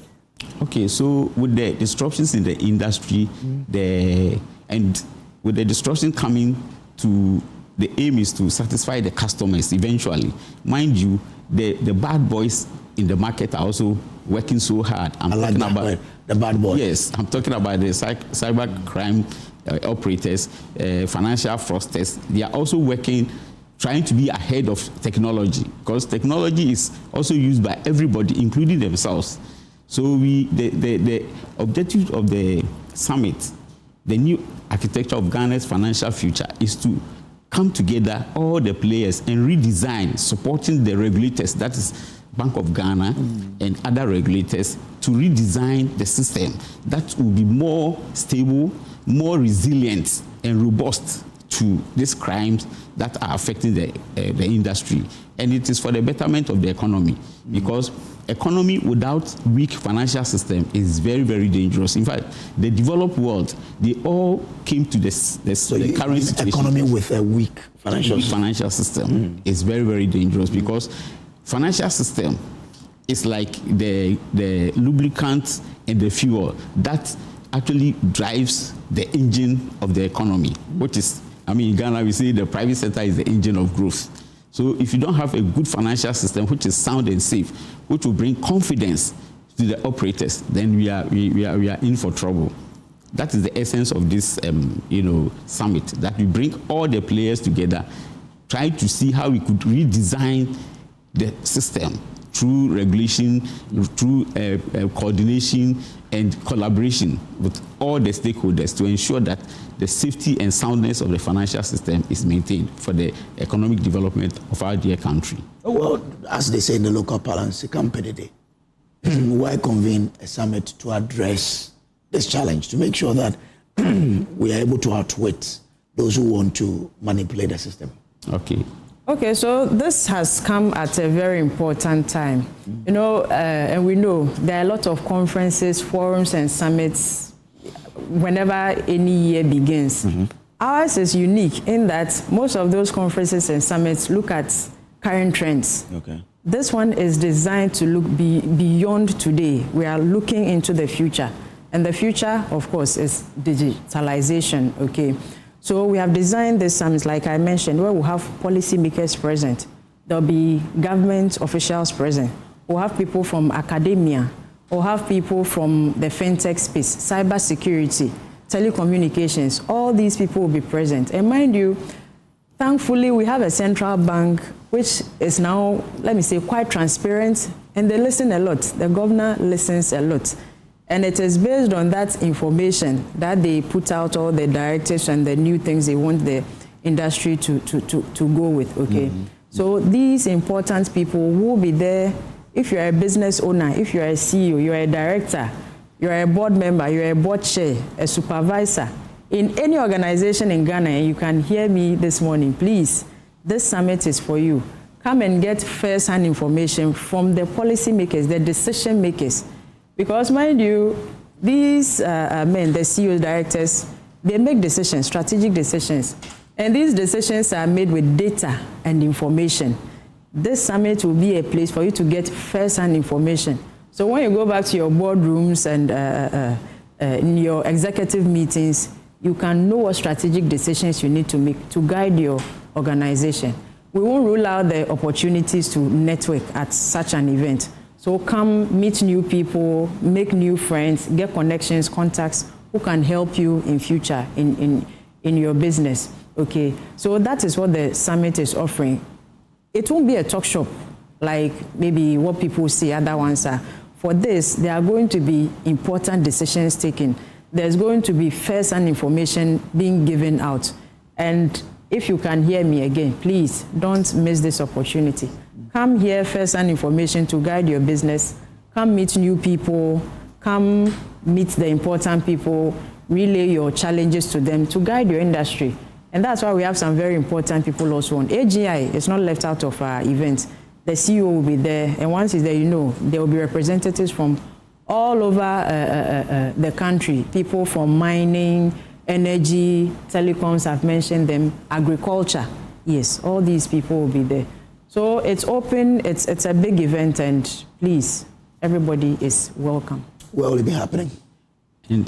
This will be on the 15th of July, this Wednesday, 15th July, 2026. The location is La Palm Royal Beach Hotel, okay? It promises to be exciting. It promises to be worthwhile, if I can put it that way, okay? And on that day, we are starting at 9 a.m., but please, for you to be comfortable, ensure you are settled in, by 8:30, the gates will be open for registration. Okay. So 15th July, La Palm Royal Beach Hotel, 9 a.m. is the time, but come before 9 a.m. Okay. Yeah, Nana. Okay, you made a statement that Sikam PDD, which became a lot of, balance in our system. Yes, Sikam PDD, what it means is that where there is a problem in the system, okay, there is a fraud which actually blows out of proportion. Everybody gets to know that, oh, this bank, there's a problem with this bank. Somebody's money has been stolen from this bank, from bank A, bank B. When these things go into the system or it goes into the public, it creates panic and fear. And that is what, in financial terms, you say it brings the run on the bank. Everybody rushes to the bank to go and collect their deposits. And that creates a big problem. So the essence of this summit is to ensure that how we redesign the system to create stability, safety, and robust system so that there will be there's no system that is fraud-free, but we have to minimize it to the magnitude level so that it does not create problems for the society, for the country, for the manufacturers, for the customers, and everybody in the financial services ecosystem. And that is the essence of this. So we will try and curtail the term financial Sikam PDD in the financial system. All right. My Sikam PDD was asking that Sikam PDD, that people want to steal. Why do you have to have a summit? But you've explained that, it's important we do it. So what will be your last message to those who are watching us? Okay. Okay, you can go ahead and I'll follow it up. Okay. So, let me take the opportunity to say thank you, a big thank you to our sponsors. We have sponsorship with the Central Bank. We have something with Zenith Bank, the Sika Financial Group itself, and then MTN. We can't do this without MTN. And of course, your good selves, the multimedia group, you have hosted us and we are very grateful. So with all these people on board, please, if you want to join us, I can give out a number, right? Why not? Yes. If you would want to join us on the day, you may reach 0248 362786. 0248 362786. Let's hear from you. Come be with us on the day and let's have some very important discussions together. Remember, it's happening just tomorrow. And so you have to be there. Tomorrow, Wednesday, is when it's happening. So be there so we can have this. Yes. Okay, so to add to what my colleague said, the sector depends on our collective commitment, collaboration for the financial ecosystem to thrive. So we invite all stakeholders. All stakeholders, we mean, like you said, the security agencies, the cyber security agencies, the data protection agencies, all of them are invited to bring their ideas on board so that we develop a very robust, resilient, safe financial ecosystem for all of us. And the inflation rate that we have achieved, the exchange rate that we have achieved, it's all as a result of regulation, collective, players in the system, regulators, the bankers, the customers, all coming together to support the central bank. So we invite all and sundry to come on board, to come and share ideas so that you support our central bank to redesign a very robust system for our future because of the disruption of the technology that are in place. Okay, all right. Thank you very much. So those were my people from the National Banking College there. Nana Kwabena Apiajima is coordinator for banking operations. Na Ajele Bano is coordinator for treasury management. Gosh, that's where the money is. At the National Banking.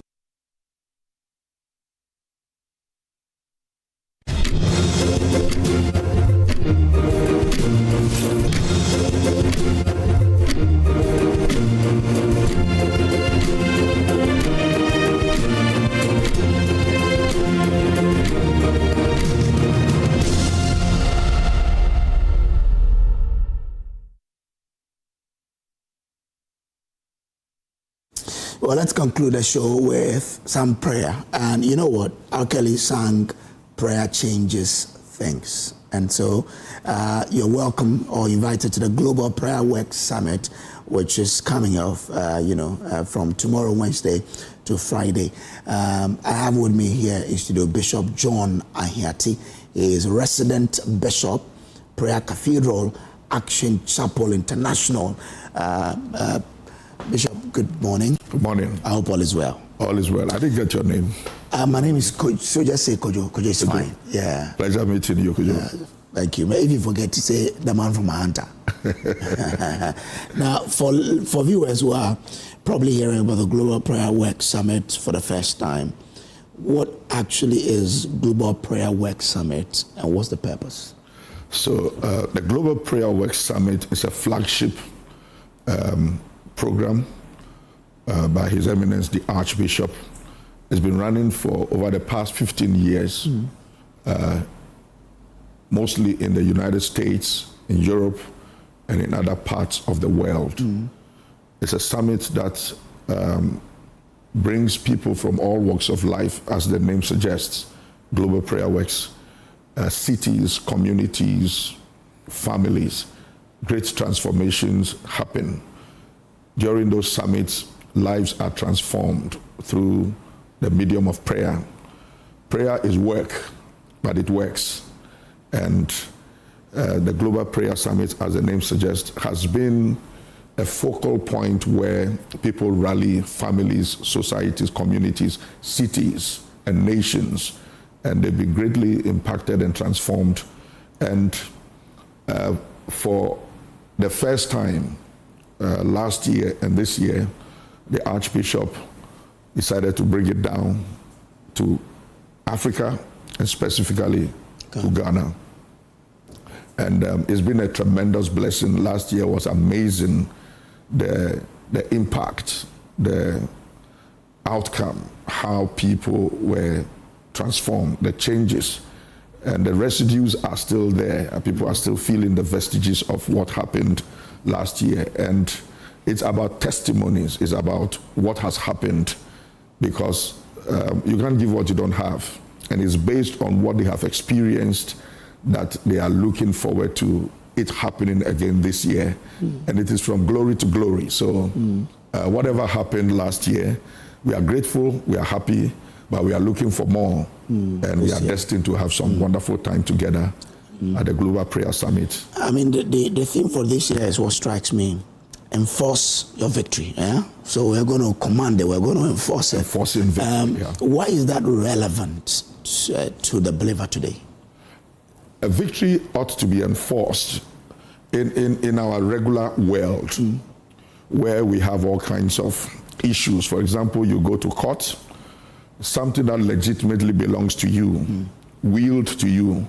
You still have people who try to take it over. I always say that life is not fair. It doesn't always give you things you expect, not even things you deserve. It gives you things you fight for. So you go to court, the court rules that legitimately this thing belongs to you. Then you have to proceed further to enforcement. Because if you don't enforce the eviction of the squatters in your property, you can go carrying paper around that, hey, this is mine, everybody claps for you, and yet you can't enjoy the benefit of that particular thing. So enforcement brings you into the manifestation of what you really own, and then you can enjoy the benefit thereof. The same thing applies in the spirit. As a matter of fact, all truths are parallel. In the spirit realm, whatever manifests over there is what happens in the natural. So God, as far as the word of God is concerned, Jesus says, behold, I give unto you power to tread upon serpents and scorpions and over all the power of the enemy, and nothing shall by any means hurt you. In Luke chapter 10, verse 19. So the victory has been given. So all we have to do is not to fight from a position of failure or trying to establish something else, but to enforce the victory as it happens in our legal situations, where you enforce it and then they make sure it is executed for you to finally have access to whatever you need. So enforcing the victory, like the scripture says in Revelation 12:11, say they overcame him by the blood of the Lamb and by the words of their testimonies. So if you don't speak what you have, chances are that other things can overwhelm you and take over your space. So on that, what should participants expect in the 3-day summit, and how is it even structured? So the 3-day summit begins tomorrow evening by 5:30 p.m. All roads are leading to the prayer cathedral at the Action Chapel. People are coming from all over the world. They're already in town, and they are really looking forward to that atmosphere, strongly animated, filled with the presence of God, where they can place their demands. On Thursday, we have a morning session, 9 a.m., and then evening session, 5:30 p.m. And then on Friday, we have the morning session, 9 a.m., and then we have the all-night session, which begins from 10 p.m., and it will take us all the way to 5 a.m. There are several components of it. I'm sure as we move along, you probably will ask those questions so we can. So it's going to be very strong. Okay. Something very powerful. People are looking forward to have an encounter. It's a moment of experience with the presence of God. And Kojo, the reason why we are not just human beings on the surface of the earth trying to have a spiritual experience. We are spirits here on earth struggling to master a human experience. So in order to get yourself strengthened, empowered, because the spirit of a man will sustain him in the days of his infirmity. If your spirit is not strong, your flesh is not going anywhere. So it's a moment of rejuvenation, recalibration, re-empowerment, so you can feel strong even in the flesh to be able to accomplish the reason why you're here. Interesting. When we were reading the announcement about this, I heard it's free. Yes. But you have to register. Yes. Why is that necessary? Okay, yes, so it's free, and registration is required so that logistics can be put in place, necessary logistical arrangements can be made. When you come, we don't want you to be standing somewhere. You need some water, you need some refreshment, and basically to make the place cozy and comfortable for each one. So if we're able to have a clear understanding of what the registrations are, they'll be able to put the necessary logistical arrangements, seating and things to ensure the comfort of all the participants. Okay, so what would you tell someone who's watching us now but is still undecided about Global Prayer Work Summit 2026? I always say that God is everywhere, but God doesn't meet us everywhere. He meets us at the place of appointment. And when you have an appointment with someone, it creates an expectation, and you are able to work towards it, and that synergy eventually is achieved. So one strategic thing that is going to happen during the summit, we've called for, the Archbishop has actually called send in 3 prayer requests of something you want God to do for you before this year ends. The year has just taken the bend. We are halfway through. And there are a lot of expectations. In the midst of the year, there will be a revival and there shall be a performance. So we have full civil servants, the police, the military, prisons, customs, fire, so those in social media, whichever area at all, media, and then corporate organizations and things are coming. We will be praying for nations, we'll be praying for individuals, zeroing in this specific area. So you may seem to be overwhelmed, you may seem to have come to a point where you think, oh wow, this year is just going to be like one of those years. It hasn't ended yet. Even though you may not see the clouds gathering and feeling the presence of anything happening, by one move, one shift, it could shift in your favor and you begin to experience another dimension of God. God is willing, happy. He said, beloved, I wish above all things that you may prosper and be in health, even as your soul prospers. But we need to partner with him and be able to get into that divine connection timeously, and begin to see the things manifesting in our lives. Bishop John Adeti, I'm grateful to you, sir, for joining. My pleasure, Kojo. Bishop is the resident bishop of the Prayer Cathedral Action Chapel International. And that's how we wrap up the show. But congrats to Madam Dorcas Nate, youth organizer for Aboagye constituency, from your friend Samuel Dumson in Ahanta West to you. Samuel Dumson to you, Madam Dorcas Nate, youth organizer for Aboagye constituency. Samuel Dumson says, congrats to you. And that's it there. But let me just share this message before we bounce off. Okay. So this is happy birthday to Jima Jr., Edna Koko Akplehe, Tracy Asari Lydia, Comfort Pepra Atia, and Daniel Asube. All of you are with the Makers House Chapel International. Happy birthday to you. Jima Jr., Edna Koko Akplehe, Tracy Asari Lydia, Comfort Pepratia, and Daniel Asube of the Makers House Chapel International. Happy birthday to you. We end it here. We'll meet again only tomorrow. But you know what? We have sports coming up here on the channel. Good morning.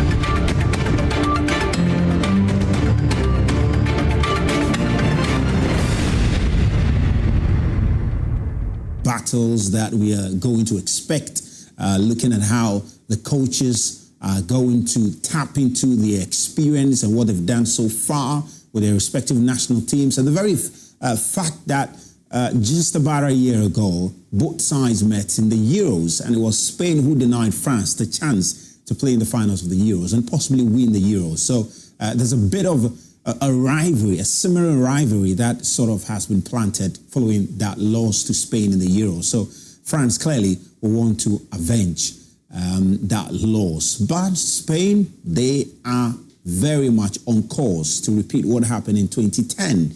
It's been a really long time since they made it to the finals of the World Cup, and they want to get back there. So you can understand what is at stake today when both sides take to the field. So we're going to spend some time to do all of that analysis on the show today. We'd love to hear from you.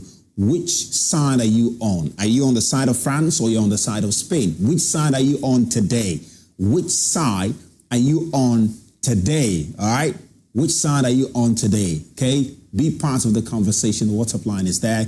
The show is massively brought to you by Betano, Believing Makes It Real, and Azar Paints #1, and UMB, proudly serving Ghana with speed since 1972, and also the official banking partners of the GFA and the Ghana Black Stars. And of course, Pepsodent, do the toothbrush morning and evening, and Sigma Appliances, create possibilities, and Orca Deco, think home, think Orca.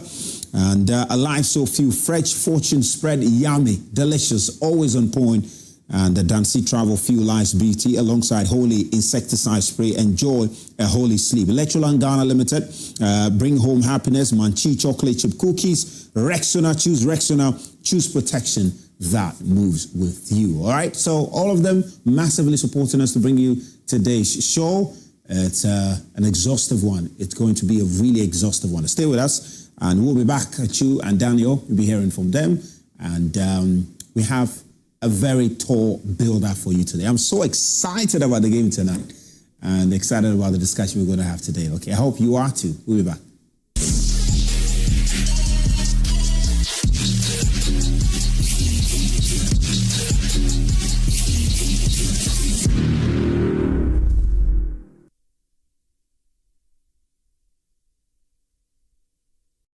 To me, Jenya Oba, any betting, and now, dear Bedachi. Now, so, who bit me up one manina pomodin, free more frase, young vita, the milk pap peppy, Nutrivi, aye, and quada etiania, aye, day, na, a more dear a woman of one more frapomodi. And you, in penny for swimming, Chopa. Mawabano a pomodi, free more frase, young vita, go on, baby. Yavita, a delicious way to grow. FDA, AG, Hello, my name is Pamela from Customer Service. Please revalidate your account by texting your Ghana card number to 0500,000 247. Hey, Abili, wabadim. Madam, give me the numbers behind your ATM card. I'm calling from the head office. An email was delivered across to our customers this morning. Confirm if this is your bank account 100,100,100. Thanks for sending your bank card details. Send the OTP now to avoid cancellation. EcoBank will never call, email, send an SMS asking for your PIN, OTP, bank card, or Ghana card details. Don't get played. EcoBank, the Pan-African Bank. Hello, please, I'm calling from Customer Experience Center. We're kicking your year off in all her glory. With more, because we got you. You get it? You know that. We got kicks. We got scores. We got action. We got roars. It's my specialty. We got drama. We got fun. We got more for everyone with an upgrade on us just for you. More channels, more shows, more reasons to stay. We got you. DSTV, we got you all the way. Mistresses, bad referee decisions. Don't let your child's grade suffer a bad match. Ensure a straight win this academic season with curriculum-aligned textbooks and interactive tools from Pegasus Publishing. From preschool to senior high school, we have the exact game plan your kids need to ace their classes. And because it's World Cup season, you get a massive 20% off every single book. Don't drop points. Call 059-50-10175 or dash to Pegasus Publishing in Accra, Newtown, right opposite the Total Energy Station. Free delivery within Accra when you call. Pegasus Publishing, shaping minds, winning futures. Missed passes, bad referee decisions. Don't let your child's grade suffer a bad match. Ensure a straight win this academic season with curriculum-aligned textbooks and interactive tools from Pegasus Publishing. From preschool to senior high school, we have the exact game plan your kids need to ace their classes. And because it's World Cup season, you get a massive 20% off every single book. Don't drop points. Call 059-50-10175 or dash to Pegasus Publishing in Accra, Newtown, right opposite the Total Energy Station. Free delivery within Accra when you call. Pegasus Publishing, shaping minds, winning futures. Palladium Residences in Achimota isn't just an address, it's the home you truly earned. Secure your place with just a 10% deposit and choose from beautifully designed modern apartments or spacious townhouses built for everyday comfort. This is more than a building. It's a vibrant, curated community with a clubhouse, state-of-the-art gym, and an on-site hotel, all at ABC Junction, minutes from Achimota Mall. Enjoy city energy while retreating to your private sanctuary. Call now to reserve your unit and benefit from limited launch incentives, including priority unit selection, executive pricing, and flexible payment options available. Don't miss the chance to pick the best homes. Book your private site visit today. Call 050-9823-424. Palladium Residences. Live smart, invest better.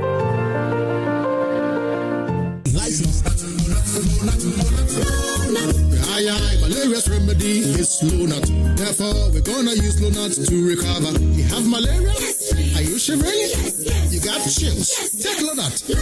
First day, take Lonat. Second day, take Lonat. Third day, take Lonat.